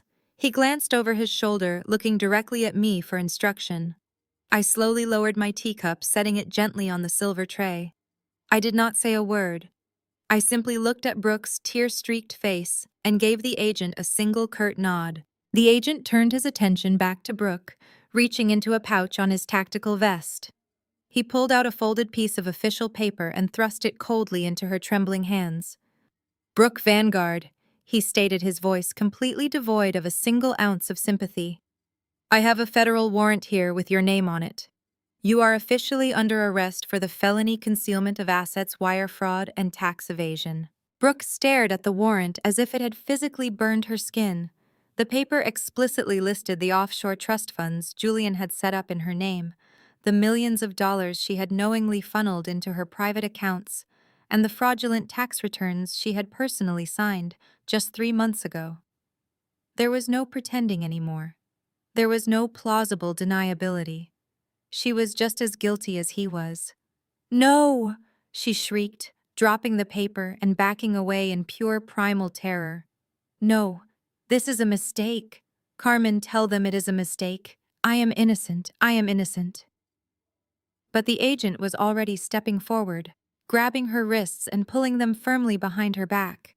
The harsh metallic click of handcuffs echoed sharply through the room, sealing her fate just as securely as her husband's. The sound of the industrial tape being slapped across the heavy brass handles of the front doors was final. Each tearing noise echoed like a gunshot in the silent driveway. Agents moved with mechanical efficiency, ordering the disgraced family out of the property that was no longer theirs to occupy. Richard stood on the stone steps, his face twisted in a mask of impotent rage, his fingers trembling as he tried to argue with a stoic federal marshal. "The house was bought with money from the Ponzi scheme," the agent said, his voice flat and unyielding. "This asset is seized by the federal government under the authority of the Asset Forfeiture Act of 2026. You have exactly 3 minutes to vacate the premises." Patricia was a shell of the woman who had walked into the living room an hour before. Her expensive silk gown was wrinkled and stained from the marble floor, and her hair was coming undone in frantic disarray. She stood on the gravel driveway, shivering uncontrollably in the biting evening air. She was clutching nothing but a small designer clutch that the agents had cleared as having no evidentiary value. There were no suitcases, no bank cards, no keys to a secondary residence, and no secret stash of cash. She looked at the towering mansion that had served as her palace and saw only a cold, empty structure that would soon be locked away from her forever. Julian was still bound with zip ties, his face swollen from the impact of the tackle. The agents dragged him toward a transport van, his expensive Italian loafers scuffing uselessly against the pavement. He did not even look back at his parents or his wife. His entire focus was on the ground beneath his feet, as if he were trying to memorize the path to the vehicle that would take him to a federal holding facility. Brooke was sobbing in the back of a separate cruiser, her face pressed against the glass as she watched the life she had bought with Julian's stolen money vanish into the night. The chaos of the driveway began to settle as the agents finished the sweep. The mansion stood dark and imposing, the lights extinguished by the federal team, until the only illumination came from the flashing red and blue light bars mounted on the tops of the cruisers. I walked toward the sleek, black armored SUV waiting at the end of the circular drive. My footsteps were steady and deliberate on the gravel path. I did not hurry. I did not look down. I moved with the absolute assurance of someone who had finally finished a chapter that had been tearing me apart for decades. An agent in a sharp charcoal suit held the heavy reinforced door of the vehicle open for me. He did not speak. He did not offer a congratulatory smile. He simply performed his duty, waiting for me to step into the sanctuary of the armored vehicle. As I prepared to climb inside, I heard a frantic, desperate wail rip through the cold air. "Carmen," she shrieked, the sound raw and broken. "Carmen, please, you cannot leave us here like this. Tell them to stop. Tell them to give us back our things." Patricia was running toward the SUV, her designer shoes stumbling on the uneven ground, her face a map of pure, terrified desperation. She reached out as if to grab the door handle, but an agent gently but firmly stepped between us. I paused for a fleeting second. I looked at the woman who had once told me that I was a mistake, that I was the reason for all her unhappiness, that I was destined to be a burden on her perfect life. I looked at the man standing behind her who had used his own children as pawns in his games of status and ego. They were shivering in the darkness, officially homeless, without a single resource to their names. They were finally looking at me not as a disappointment, but as the only person in the world who could possibly save them. I felt the cold metal of the doorframe under my hand and looked at Patricia one final time. There was no malice in my expression, only a profound and hollow indifference. I reached out and gripped the edge of the door, pulling it closed with a smooth, controlled motion. The glass was dark and tinted, and as the window rolled up, I heard her voice fade into a thin, pathetic whimper. The armored engine roared to life. The driver shifted the vehicle into gear and we pulled away from the curb. I sat back in the plush leather seat and watched the scene play out in the rearview mirror. The mansion, the agents, the flashing lights, and the three broken figures shivering on the dark driveway grew smaller and smaller until they were nothing more than indistinct shadows against the black night. I reached into my briefcase and pulled out my tablet, checking the secure channel for the final briefing on the seized assets. Julian's Ponzi scheme was effectively dead. His offshore accounts were frozen, his shell companies were being liquidated, and the federal government was already preparing to return the stolen pensions to the victims he had betrayed. I took a deep breath, the air inside the vehicle feeling thin and clean. The long years of feeling the weight of their judgment and the constant fear of their disapproval were gone. The vehicle turned out of the estate gates, leaving the darkness behind. There was nothing left for me to do here. The law would handle the rest. As the city lights began to replace the desolate landscape of the suburbs, I allowed myself a single moment of quiet reflection. I had not wanted their suffering for the sake of it, but justice required a balance that had been tilted in their favor for far too long. Now the weight of their own greed had dragged them down exactly where they had tried to push me for so long. I locked the tablet and looked out at the passing streetlights, feeling a strange, quiet clarity. The case was closed, the family was dismantled, and for the first time in my life, I was finally completely alone and entirely free. The federal courtroom was stark and unyielding. Its walls painted a clinical shade of beige that seemed to emphasize the absolute finality of the proceedings. 6 months of forensic accounting and grand jury testimony had distilled Julian's once sprawling empire of fraud down to this single room.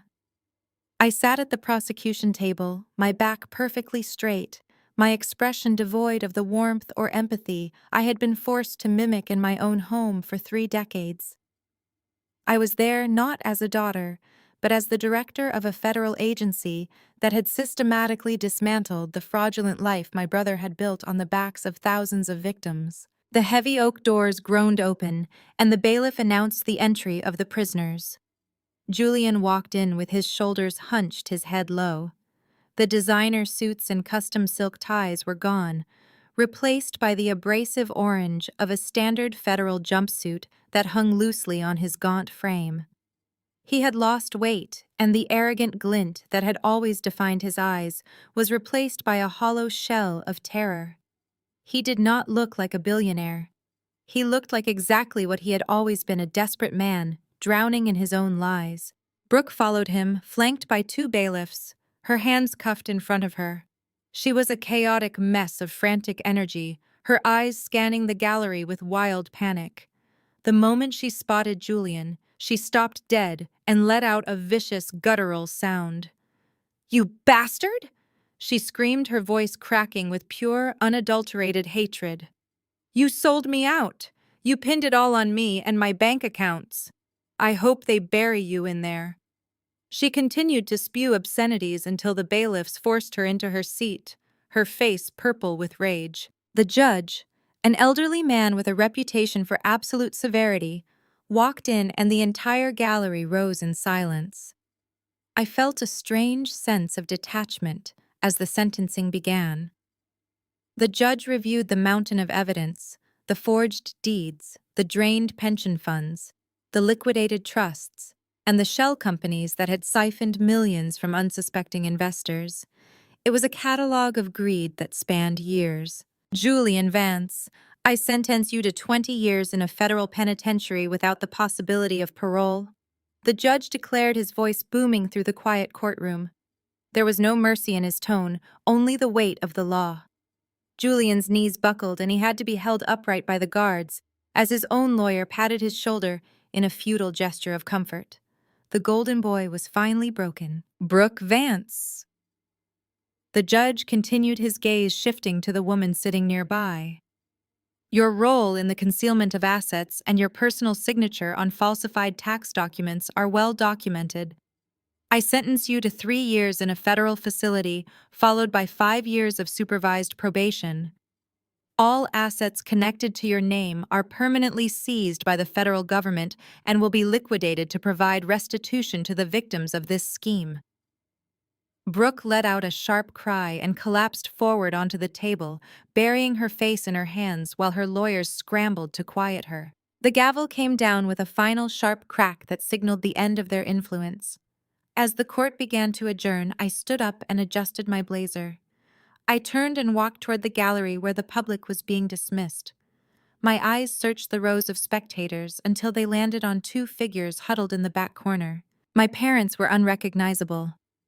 Richard was wearing a cheap nylon windbreaker that was clearly too large for his shrunken frame, and his hair was unkempt and gray. Patricia sat beside him in a faded, oversized cardigan, her skin papery and pale. They looked 10 years older than the people who had stood in the mansion foyer 6 months ago. They were no longer the masters of their own domain. They were broken remnants of a life that had been built on stolen time and fraudulent stability. As the room began to empty, they caught my gaze. The moment their eyes met mine, their entire demeanor changed from catatonic shock to desperate pleading. They scrambled up from the wooden bench, their movements clumsy and uncoordinated. They began to shuffle toward me, their expressions a mix of lingering arrogance and deep, profound desperation. They pushed through the thinning crowd, calling my name, their voices trembling and thin. "Carmen," they gasped. "Carmen, wait. We need to talk to you." The marshals moved to intercept them, but I held up a hand. I watched them approach, the distance between us closing slowly. They had no money, no home, and now they had no son left to protect their delusions. As they reached the edge of the aisle, they looked at me with eyes that were utterly hollow. They were officially homeless, officially ruined, and for the first time in my life, they were completely dependent on the very person they had once tried to destroy. The heavy oak doors of the courtroom swung shut with a finality that seemed to vibrate through the entire marble corridor. As I stepped out into the dim hallway, the sound of the public gallery dispersing behind me faded into a dull roar. I had expected to feel a surge of triumph, or perhaps a burning sense of vindication.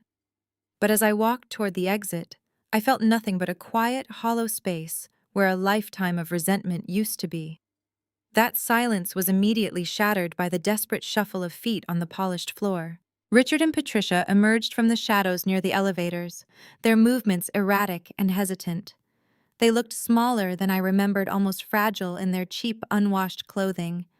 The fine wools and tailored silks of their former life had been replaced by thin, fraying layers that did little to hide the physical toll of their descent into poverty. Patricia reached out with a trembling hand, her fingers clawing at the air as she tried to bridge the distance between us. She looked like a ghost, a specter of the woman who had once wielded her status like a weapon to keep me in line. "Carmen, please," she rasped, the sound catching in her throat as she let out a jagged sob. "Please stop just for 1 minute. We have been living in the complex on the east side for 3 months now, and the conditions are unbearable. There is no heat at night and the walls are paper thin. We are begging you. We are not asking for the mansion back or the cars or the life we had. We just need a small monthly allowance to get by to move somewhere safe." She stepped closer, her eyes wide and wet with a terrifying kind of hope. "We are your parents, Carmen. You are our only child left. Julian is gone and you have everything. Surely you have enough mercy to help us survive." I stopped walking and turned slowly to face them. Richard stood a few feet behind her, his head bowed, his hands shoved deep into the pockets of a coat that was clearly second-hand. He did not look up, but the way his shoulders shook told me everything I needed to know about his state of mind. He was waiting for her to break me. He was waiting for the moment I would revert to the compliant daughter who prioritized their comfort over my own survival. I looked at Patricia, the woman who had looked at me with disdain for every year of my existence. I looked at the lines of exhaustion carved into her face and the frantic desperation in her eyes. 6 months ago, this moment would have terrified me.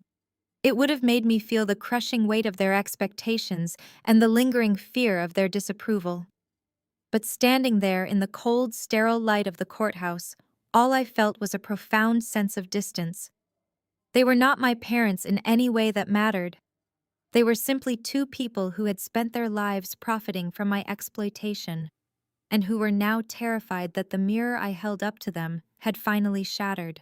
"The law does not require me to financially support people who signed legal documents disowning me 10 years ago," I said, my voice clear and steady, echoing against the marble. I saw Patricia recoil as if I had struck her. Her mouth opened in a silent protest, and she clutched at her chest. I continued looking, not with hatred or bitterness, but with the chilling indifference of a person who has already mourned their existence. "I have fulfilled my obligations to the state. I have ensured that the victims of the Ponzi scheme have received every cent of restitution possible. My responsibility to this family ended the moment you decided I was a waste of resources." I saw Richard finally look up. His eyes were hollowed out like a dry riverbed, and there was a flicker of realization in them that he had truly lost everything. He opened his mouth to speak, his voice a broken, gravelly whisper. "We made mistakes, Carmen. We were wrong. But we did not think it would end like this. We did not think we would end up in a slum." I did not blink. I did not let my gaze soften for a single second. The reality of their situation was not a tragedy that I had inflicted upon them, but a consequence they had meticulously crafted for themselves. Their pride had been their compass, and it had led them exactly where it always intended to go. I shook my head once slowly. "You are living exactly the life you designed for yourselves when you chose to enable Julian's crimes for the sake of your own vanity. Your situation is not a mistake, Richard. It is an outcome. Good luck." Without waiting for a retort, I turned on my heel. The transition from the chaotic emotional plea to the simple act of walking away was the easiest thing I had ever done. The rhythmic clicking of my heels against the marble floor sounded sharp and authoritative, a metronome marking the final seconds of my connection to them. I did not check the rearview mirror. I did not look back to see if they were still standing there, or if they had finally collapsed in the cold hallway. The past was not a place I was ever going to visit again. As I pushed through the heavy glass doors into the bright afternoon sunlight, I felt the air change. It was crisp and biting, but it felt clean.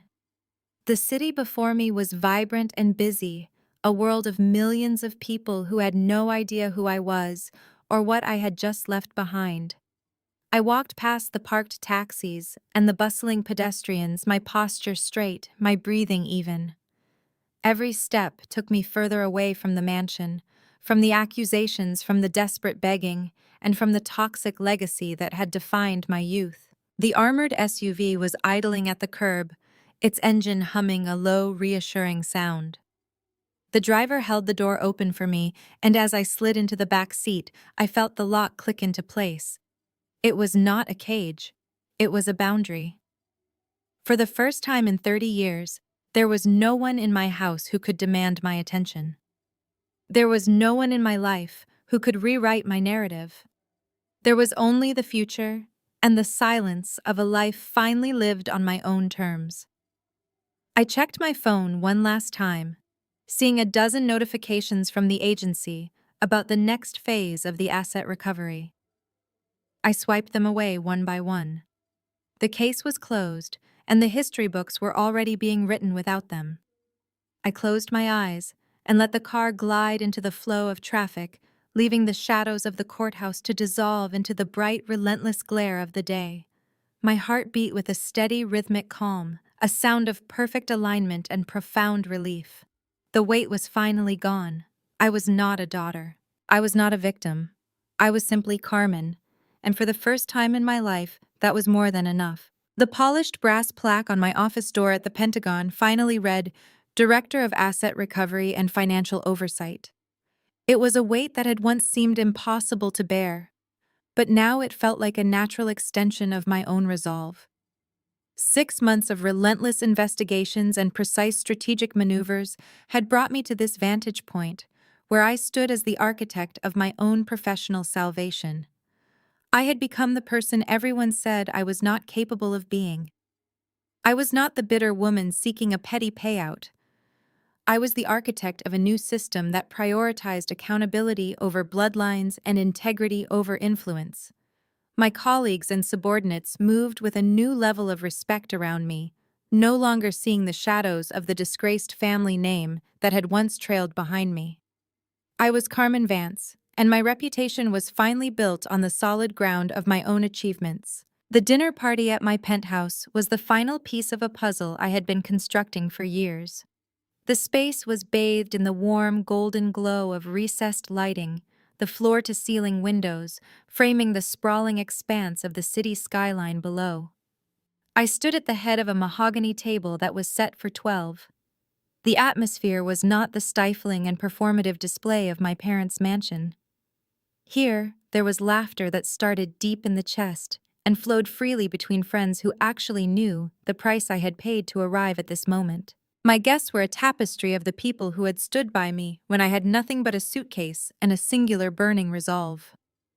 There was the federal marshal who had kept my back turned toward the mansion when I walked away for the last time.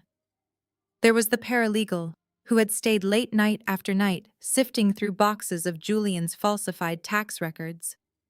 And there was my dear friend Sarah, the only person who had not once questioned my sanity when I told her I was going to take down a billionaire with nothing but a tablet and a decade of suppressed evidence.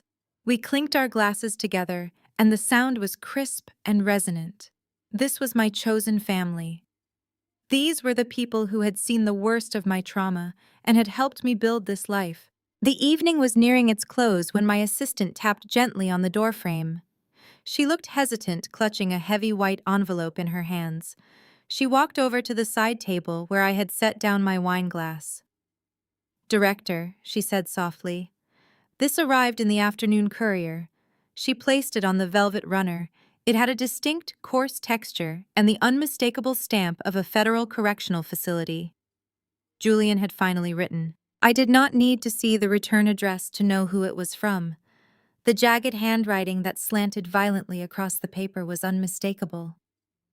I picked it up for a fleeting second, feeling the slight weight of the paper that contained the first attempt at contact from the man who had stolen my inheritance and tried to crush my soul.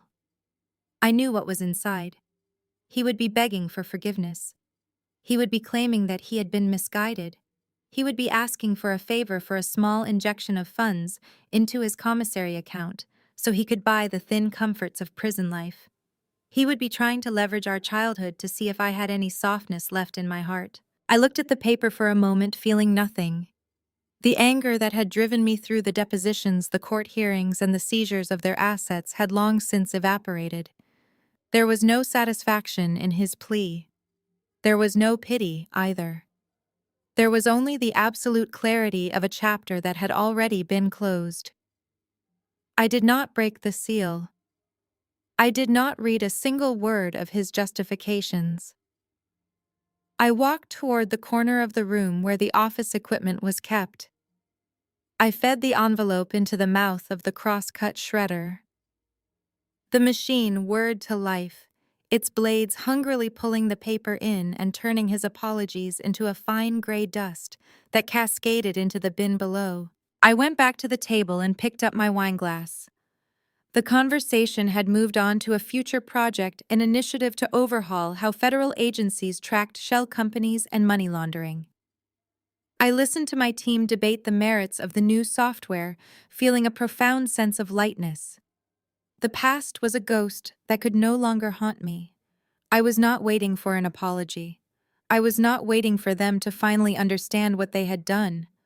I was simply living. As I looked around the table at the faces of my friends, I saw a reflection of my own resilience. We were all people who had faced betrayal and had chosen to construct something better. The house was quiet now, except for the murmur of voices and the distant hum of the city. I moved to the balcony and stepped out into the night air. The breeze was cool and smelled of rain and promise. I leaned against the cold railing and looked out at the lights. For the first time in 30 years, there was no one in my life I had to fear. There was no one I had to impress. There was only the work I loved, the people I had gathered around me, and the certainty that I was exactly where I belonged. The silence of the night was not lonely. It was rich with the potential of a tomorrow that was entirely my own. The battle was won, and the victory was not in the destruction of the old life, but in the quiet peace of the new one. I took a final sip of my wine and stepped back inside, ready to start the next day without looking back. The sun would rise soon, and it would be the first day of the rest of my life. I reached out and dimmed the lights, leaving the room in a gentle shadow. Everything was finally exactly as it should be. The Virginia sun was generous that afternoon, bathing the sprawling lawn of the estate in a warm, golden light that felt like a benediction. I sat on a cushioned patio chair watching the sunlight dance across the surface of the infinity pool, while the air filled with the scent of hickory smoke and blooming magnolias. The estate was a testament to a life rebuilt from the ruins of a systemic fraud. Here the silence was not the oppressive emptiness I had grown up with, but a vibrant, peaceful hum of contentment. In my arms, my newborn daughter nestled against my chest, her tiny fingers curled around my thumb. She was the embodiment of a new lineage, one that would never be shaped by the cold calculations of status or the desperate cruelty of greed. Beside me stood Marcus, his hand resting gently on my shoulder with a strength that grounded me. He was a man who had built his own success through grit and intellectual rigor, and his presence was a constant reminder that I had finally found the partnership I had been denied for so long. His family occupied the lawn, a boisterous and welcoming group of aunts, cousins, and friends who treated me not as a trophy or a pawn, but as a sister and a friend. They were the people who had brought dishes to my table when I had been broke, and who had held me as I wept over the wreckage of my parents' betrayal. They were my chosen roots, and in their presence I felt a sense of belonging that was both deep and absolute. My mind drifted briefly to the people who had once been the center of my world, and who were now fading into the periphery of a dark and distant memory. Julian was serving his second year in a maximum security facility, a place where his silver tongue and connections meant nothing against the crushing monotony of iron bars.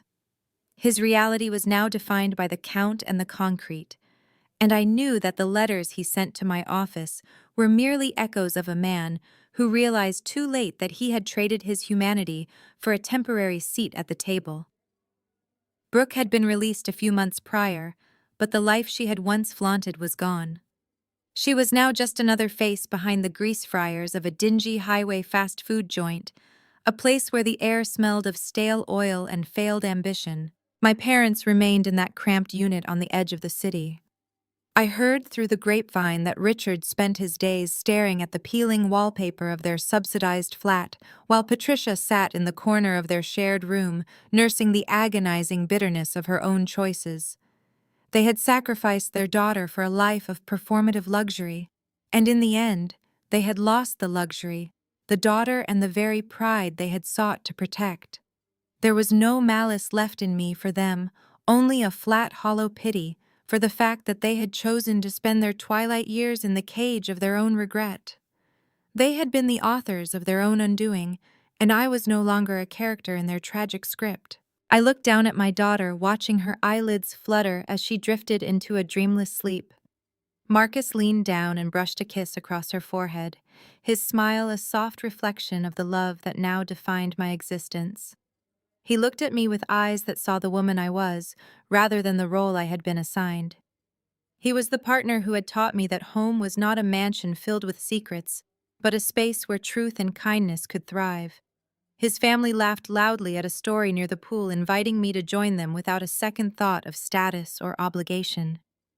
I watched them and realized that I had successfully severed the roots of the toxic tree that had once tried to starve me of light. The generational curse of the Vance family ended with me. I had dismantled the corruption, I had turned the legal system against the perpetrators, and I had walked away from the wreckage without needing a single crumb from their table. My daughter would grow up knowing that her worth was inherent and that her value was not linked to a ledger or a reputation. She would never have to calculate her value against the siblings she was competing with or the parents who viewed her as a liability. I picked up my glass of sweet iced tea and took a slow sip, the condensation cold against my palm. The ice clinked softly against the glass, a pleasant sound in the quiet afternoon. I looked out over the lush landscape of my own making and felt the last vestiges of the old tension leave my shoulders. They always say that blood is thicker than water, but I know the truth now. Peace of mind is thicker than both.